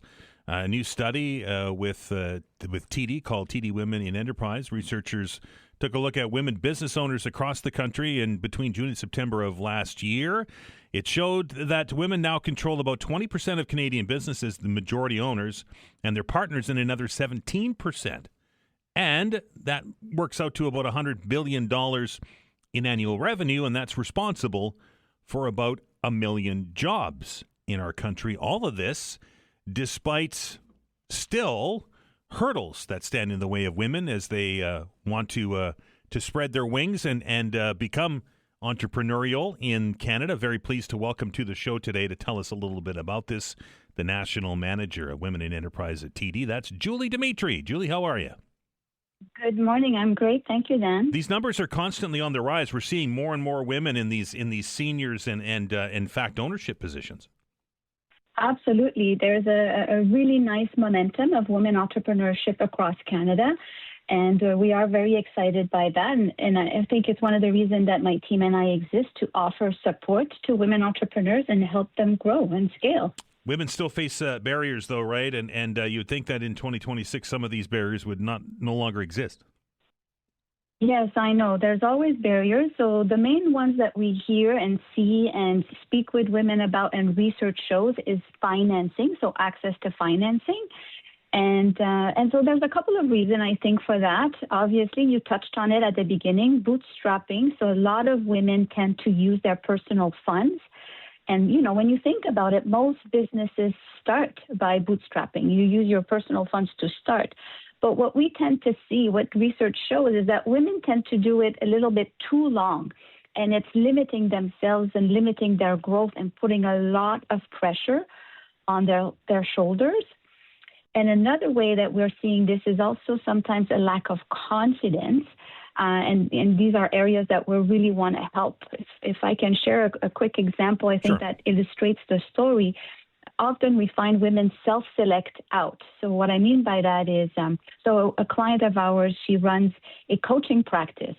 And for the longest time, she was pressured, lots of cash flow management that she was a little bit struggling with, which is, typical for running a business. But she decided herself that she wouldn't qualify and that she needed to have like 5 employees and more to qualify for funding. And it's after hearing us speak at different events 3 times that she came over and spoke to us. And then we ended up providing her with a rolling line of credit. And that really made a difference for her business, took a lot of pressure off her shoulders and helped manage the ins and out flow. Sometimes it takes more time to get paid from your clients and you need to spend money for your operational. So it made a big difference for her. And what she shared really moved us because she said she found that having the bank support her and believe in her built up her confidence. And for the first time, she really felt like the CEO of her business. Women in those positions, Julie, it's not that they don't want to deal with banks. It's just that maybe access is more difficult for them. Yeah, it's not easy to navigate the bank. I get it. That's why we're here. We're trying to bring the bank to our customers, and we also have accredited bankers. So we have what we call WE bankers, so Women in Enterprise Accredited Banker, because we know as women, I can speak for myself, sometimes we have a certain preference of communicating. So we coach and educate our bankers to meet the needs of women. And so, talking back again on financing, the biggest recommendation we can give is to go and seek that advice sooner, to understand what you need, what will the bank require for your financing. And so we coach our bankers to provide that guidance or to provide what will get you to a yes if the answer is no. But we also provide solutions like Fundica, for example. I know a lot of our clients appreciate knowing about this because Fundica is it's an AI-based organization that we pay for our customers, and it allows entrepreneurs in a very quick period of time to figure out what are the grants and all of the government's programs that are available for them based on the type of business that they started and also where they are in the country. It tends to be a problem, I would imagine, with everybody that's in business is there's just so much stuff out there and working your way through it to try and find which product or which service is best for you can be a daunting affair. Absolutely. But you know what? I when I had a business of my own, I had 2 male partners, and for some reason, the gentleman that I worked with, he was always looking for ways to seek financing, to borrow money, to purchase real estate and we grew very, very quickly. But fast forward a couple of years later, when I started my business on my own, based, really on a passion project, we really had an emotional connection to the work that I was doing. Financing never even crossed my mind. And, I share this with you then because, honestly, I use this experience a lot today when I'm working with women entrepreneurs or coaching my team, because if I had sought that advice sooner, I think I would have taken different decision, probably would have had a line of credit that would support my cash flow management, relieve me of some of that pressure. And, maybe I would still have the business today, right? So we appreciate that it might be different. And also, I want to touch on something that makes us a bit different. Women are often great at managing household finances, right? We save carefully, we reward ourselves, or we reward our families only when we've reached that goal. But on the business side, it's completely different. Growth requires finances, growth requires capital, growth requires spending money to support that business. And that shift is really significant. And it's not something that many of us are taught. So we're finding that women are not coming to the bank enough. They're really self-selecting out and still bootstrapping for way too long, and it's limiting their growth. Julie, if there's somebody out there that's listening to us that wants to become an entrepreneur, wants to start a business, or somebody out there that is in business and maybe wants to scale it up or maybe wants to stop bootstrapping, what's the first thing they should do? Where should they go? They can go and visit our webpage. So it's www.td.com/WIE. So we have our own page for women in enterprise. Or they can email us. I have a team across the country, and their role is really to wrap their arms around business entrepreneurs, women-led businesses across the country. And our team email is td.womeninenterprise@td.com.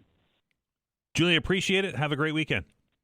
Thank you so much, Dan. You too. That is Julie Dimitri, the national manager of TD Women in Enterprise. When we come back, a lot has been made as of late about a Deloitte report on energy here in Nova Scotia. A conversation with the lead energy partner for Atlantic Canada with Deloitte Canada, Matt Campbell, when we return.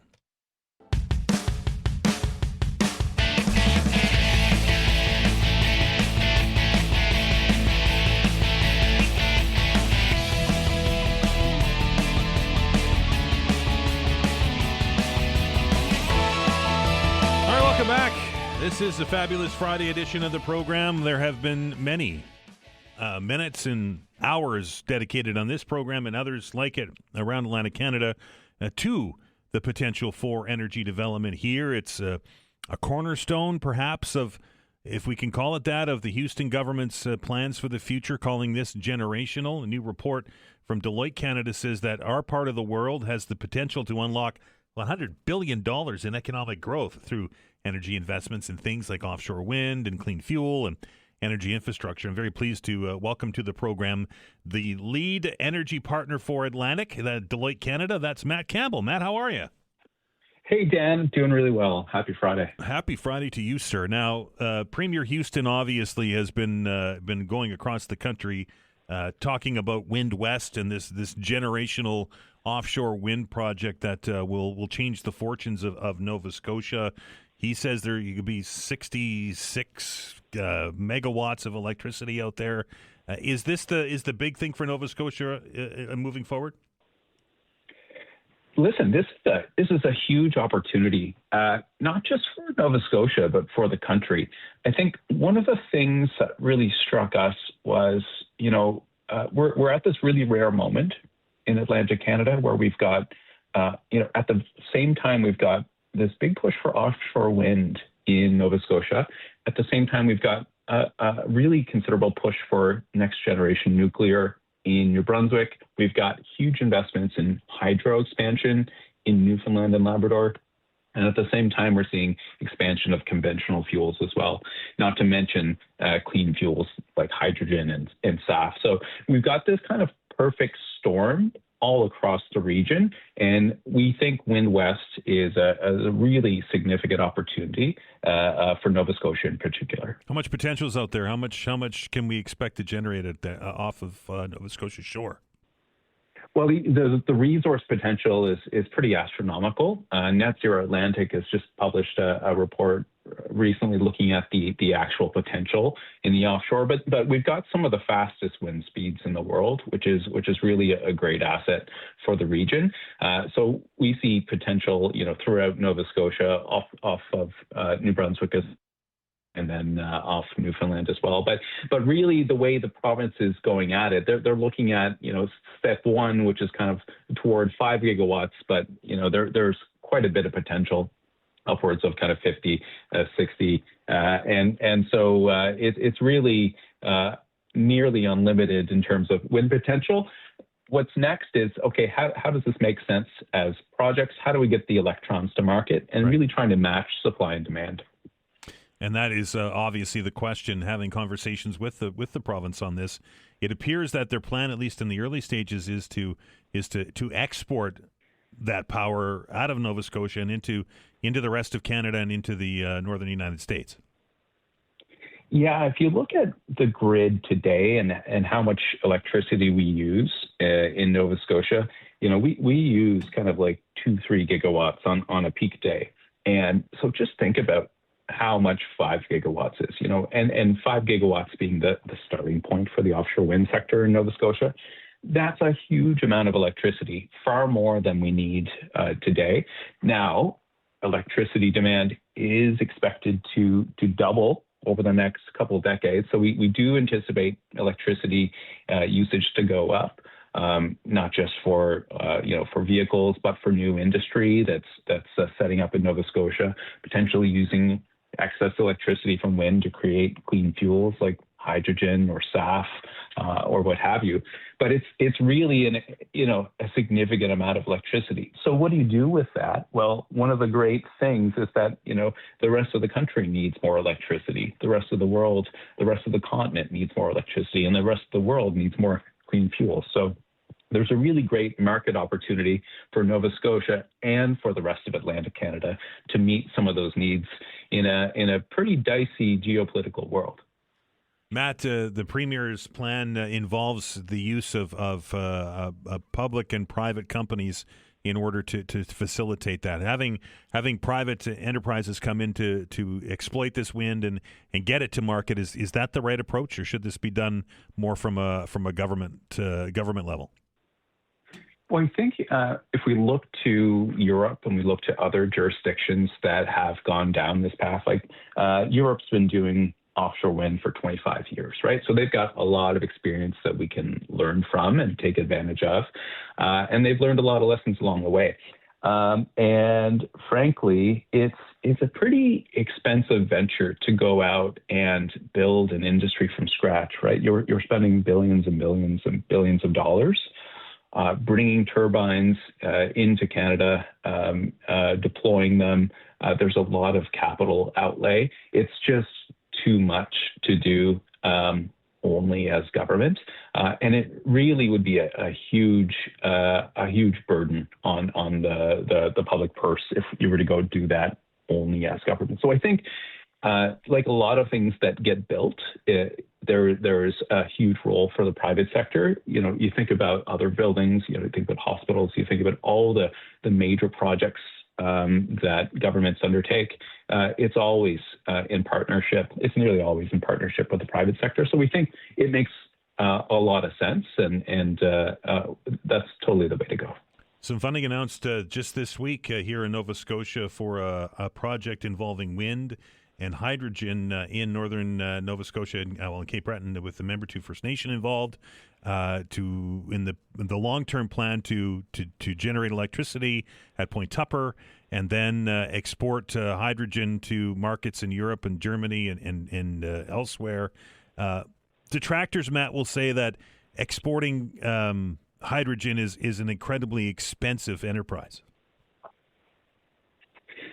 And it is. They're not wrong. It is expensive to do that. And now it is the private sector taking on that risk. And they're doing that because there's a really significant demand growing for this product. So, I think when we've got private sector actors that are willing to, that see an opportunity, that see demand, and they're willing to make an investment and set up operations to meet that demand, I think that makes a lot of sense. And it benefits the world because, well, what happens when hydrogen or ammonia or other clean fuels get exported to other jurisdictions is that it decarbonizes those countries. So we're helping kind of decarbonize the world through projects like these. And so I think it's a win-win. It's a win for economic opportunity and growth and jobs here in Nova Scotia and throughout the region. And it's a win. It's a win. It's a win because you got me. It's a win because we're decarbonizing the world, and that's kind of how it works, right? This is one planet that we have to live on, and so if we're decarbonizing our neighbors, that's a huge win for us too. So I think it's a great opportunity, and when we see some of the successes and announcements like what we've seen in Germany with auctions and some great investments that have been announced just in recent days in the hydrogen and clean fuel space, like this is a really great news story for Nova Scotia. And, more is better in this case. There's no crowding out. When these projects succeed, it can be a bit of a flywheel effect and allow other projects to succeed. So it's not an either or. There's no real opportunity cost. When some of these projects go forward, we think it's a real win. Matt, very quickly, you're almost out of time. When we talk about things, it's one thing. Is getting shovels in the ground is another. How long do you think it'll be before Nova Scotians start seeing return on these investments in renewables and in hydrogen? Well, I think we're already seeing returns on the vast onshore wind industry in Nova Scotia. It's a really considerable and really economical industry, as we're seeing as well with the solar industry. So we're already seeing really great returns. And if you look at some of our neighbors in the south, you look at Texas, you look at some of these jurisdictions that have really been heavy energy players for a long time. Like, you look at where the capital is being deployed, it's increasingly in renewables. Now, we're going to need more renewables. We're going to need more wind. We're going to need more solar. We're going to need more offshore. We're going to need more conventional fuels as well. So it's not an either or. And I think, we'll see some of these will take time, right? Construction does take a bit of time. We do have to do a little bit more work to find the pathways to market, particularly in the offshore wind sector. And how are we going to connect to New England? How are we going to connect to Ontario, the routing? There's some engineering work, but we're increasingly getting to the point where we have to figure out the commercials and how does this make sense as an investable project. So it feels like we're moving to that sort of space. So I think this is a generational opportunity. It will take time, but we've really got to seize the moment, and the moment is now. So we're really bullish on Atlantic Canada, really bullish on Nova Scotia. I'm really excited about the opportunities. We just have to, plan carefully, act swiftly, and make sure we make the most of the opportunity. Matt, thank you for your time. Have a great weekend. You too, Dan, and all the best to your listeners. That is Matt Campbell, lead energy partner for Atlantic with Deloitte Canada. We're going to get an update on the news on the other side of it.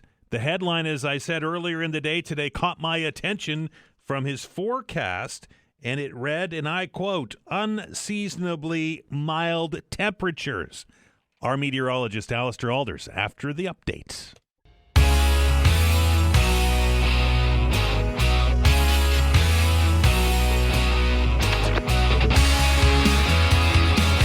Got to give our next guest credit, folks. He has been the face of the winter here, at least in the last several months, as we dealt with, I'm going to call it a more traditional winter. I would agree. Than we've seen, although the meteorological winter stats are in. There's different terminology. I mean, what you and I consider to be spring and winter are not what the meteorological people think. They're very scientific.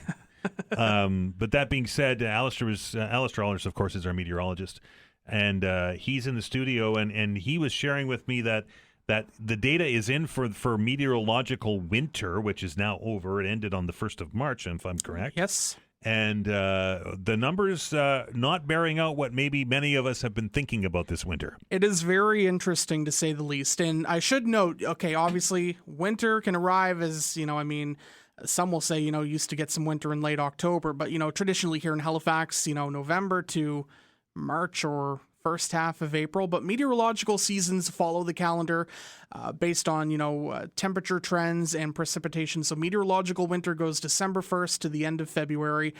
And what I'm going to say will surprise people, but there's a bit of a caveat to it. So technically, precipitation for that period was below normal across most of Nova Scotia and really most of the Maritimes.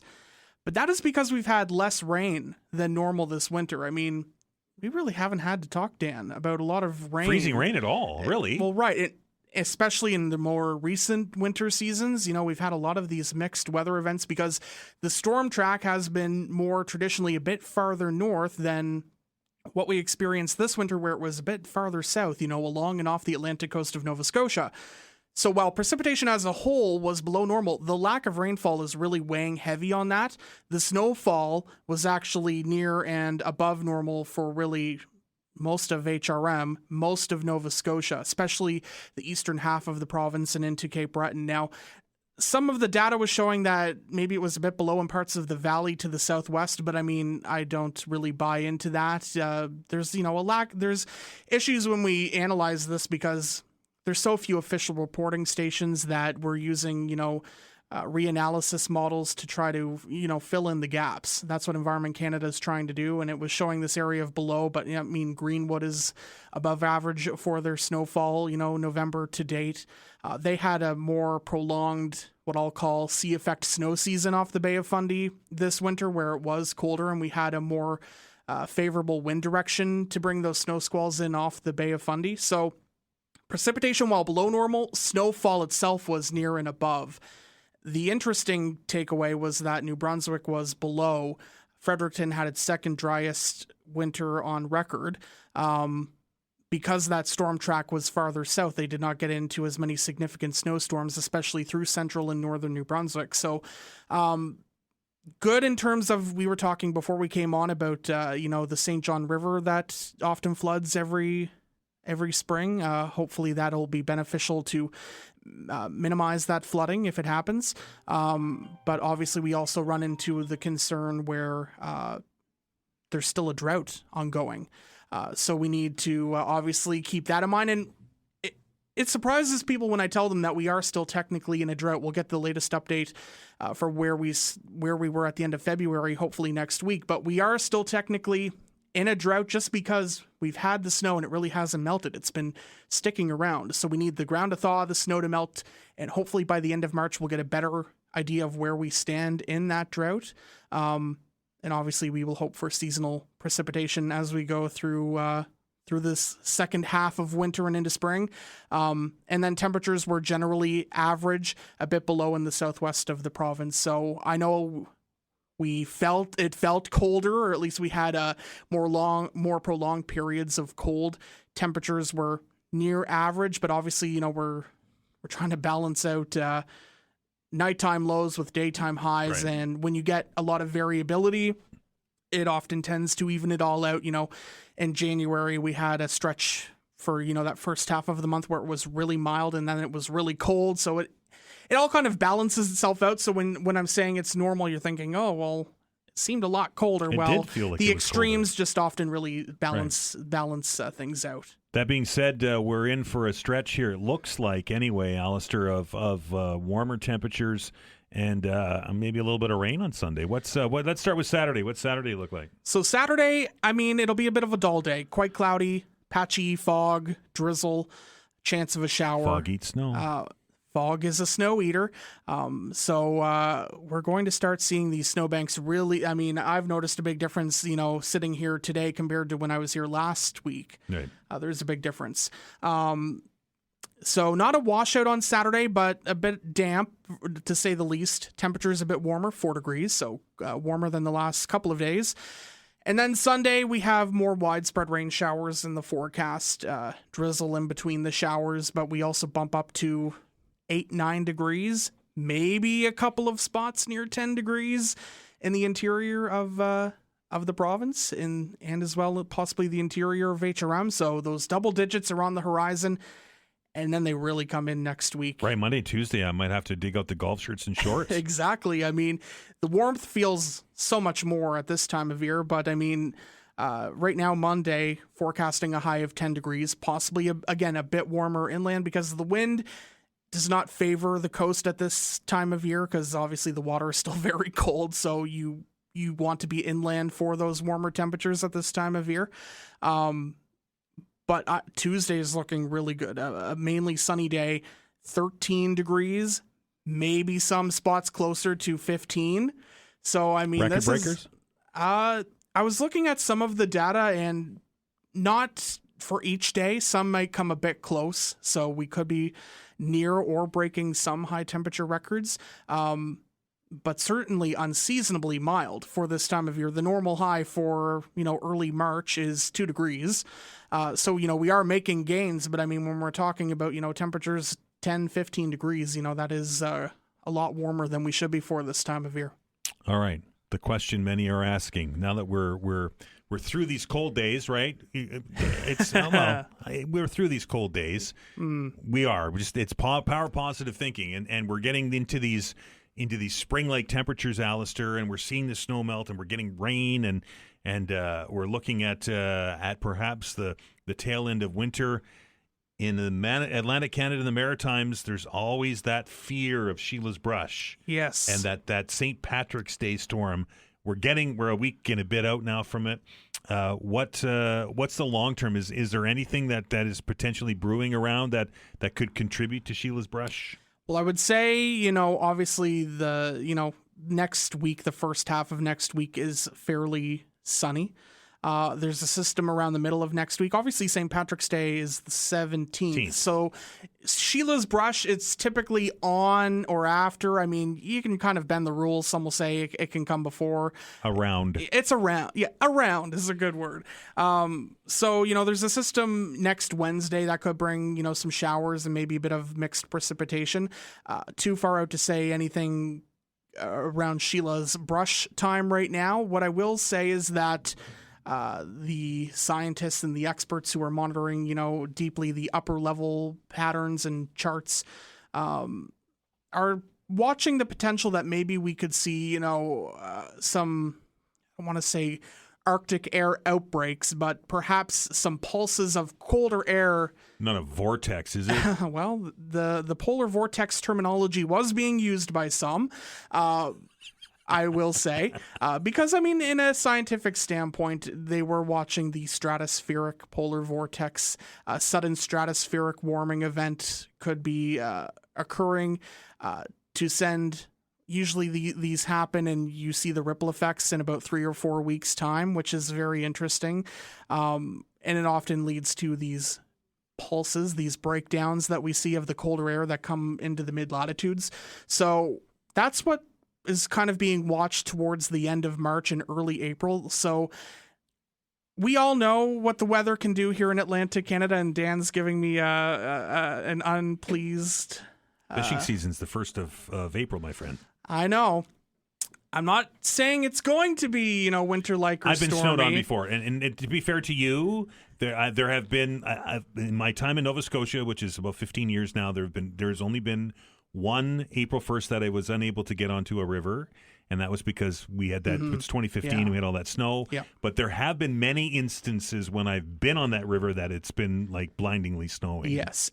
We all know living here in Atlantic Canada that, I always see the charts going on social media. It's like, false spraying, fake spraying, fool spraying. Like, we are going to see that fluctuation where we're going to see the temperature warm up next week, but it is going to moderate eventually later next week. We're going to be fluctuating between milder temperatures and cooler and maybe below seasonal periods. So we can't rule out any lingering hints of winter into the latter half of the month in early April, but, we will hope for the best and maybe, just a nice, sunny periods and warmer days, but, maybe a bit of precipitation too. Winter, pothole season, construction season, winter, right? Those are the 4 seasons. There you go. In Nova Scotia. Alistair, I appreciate it, my friend. You can hear his forecasts every day here, Monday to Friday, and the morning drive and in the afternoon drive as well, and he will be keeping an eye on Sheila's brush.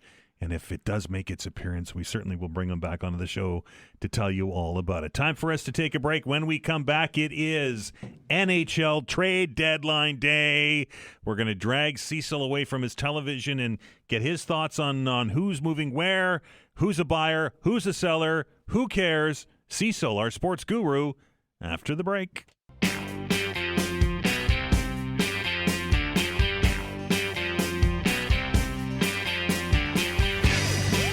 Some refer to today as second Christmas morning for Canadians as we watch the drama unfold that is happening at different NHL hockey teams across Canada and in the United States, as it is NHL trade deadline day. It's the day where teams either are buyers or sellers. And I know that our sports guru, Cecil Wright, has been glued to the television screen. And I don't know if you saw this one yet, Cecil, but Boston has acquired Alexis Gendron and Maximo Rizzo from the Flyers for Brent Harrison and Jackson Edward. That one just in. Well, I'm not familiar with either of those. It's not a big name, that's for sure. I'm upset, though, because I also just saw that Connor Garland, who I was praying for, and is a Massachusetts guy, got sent to Columbus for like 2 draft picks, man. Like, come on, Boston. There you go. Everybody's messing around with me these days. There you go. It's all about Cecil, right? Pun intended. That's right. Absolutely. Hey, Cecil, like this always, and you and I have been watching trade deadlines for a long time. And prior to free agency, prior to salary caps, these days were monumental, right? There was huge names and all millions and millions of dollars that change hand.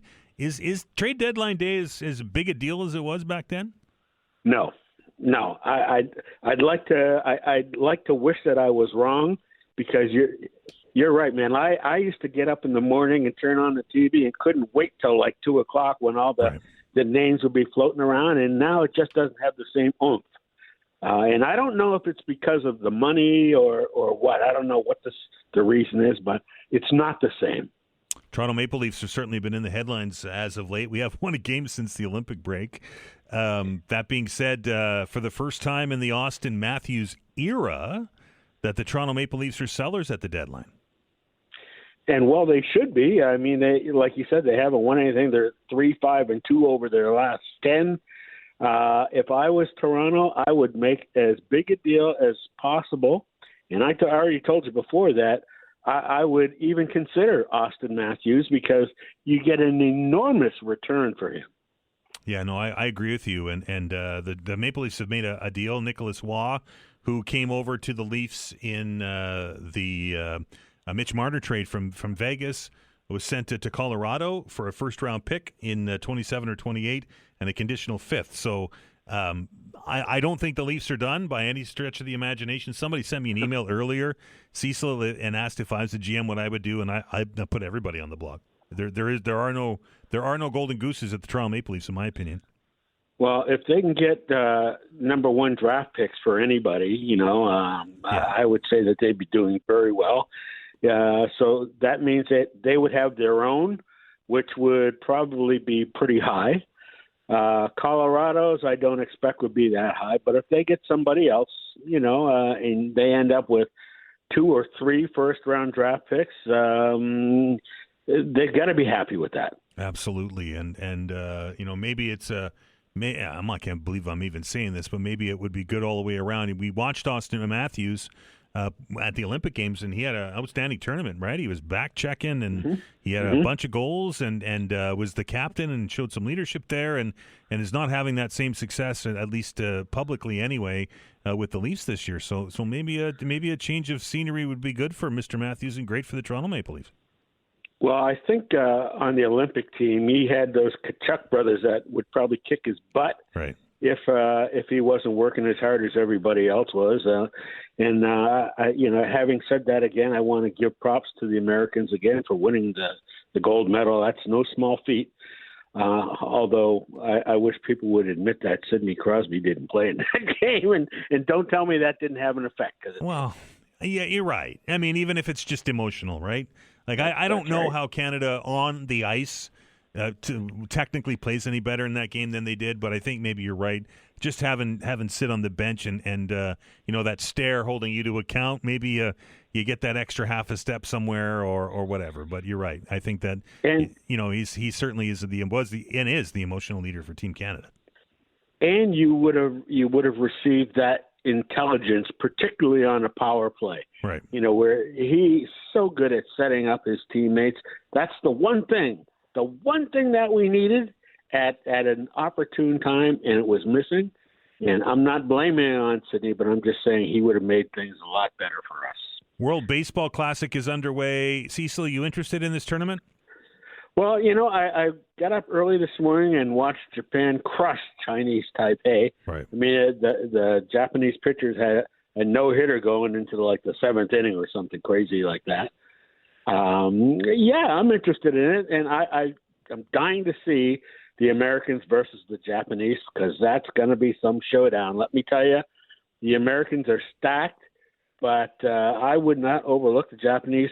Each one of their pitchers that they threw this morning, the slowest that anybody threw that I could see was 97, and they all had great curveballs.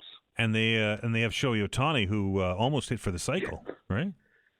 Shohei who? Yeah, right. Yeah, he took the first pitch that he saw. he hit for a double. Right. Then the second time up, he hit a grand slam. There you go. That's awesome. Best player in the world, you think? Yes, I do. Yeah, Until Aaron Judge, I said so. There you go. Spring training underway. Cecil, regular season not that far off. The American League East looks like it's going to be a log jam. It's going to be wild, man. There's no way to predict anything because there's just so many variables. If Garrett Cole comes back healthy for the Yankees, they might be favored. The Red Sox are, acquiring Ranger Suarez and Sonny Gray, they might be favored. The Jays, they've got Vladdy locked up now, and they should be favored. And Baltimore got Alonso, and man, oh man, it's going to be great. Yeah, it'll be fun baseball. There isn't certainly one or two teams in the East that are going to dominate. I think it's that one. That division probably go right down to the wire. I would say so. I'm talking like the last day, like October 2nd or whenever the last day of the regular season is. For sure. Cecil, enjoy the baseball classic and trade deadline day, and we will talk next week, my friend. Yeah, can you call me up when the Bruins get some players I recognize? Okay, I'll do that. Have a good one, sir.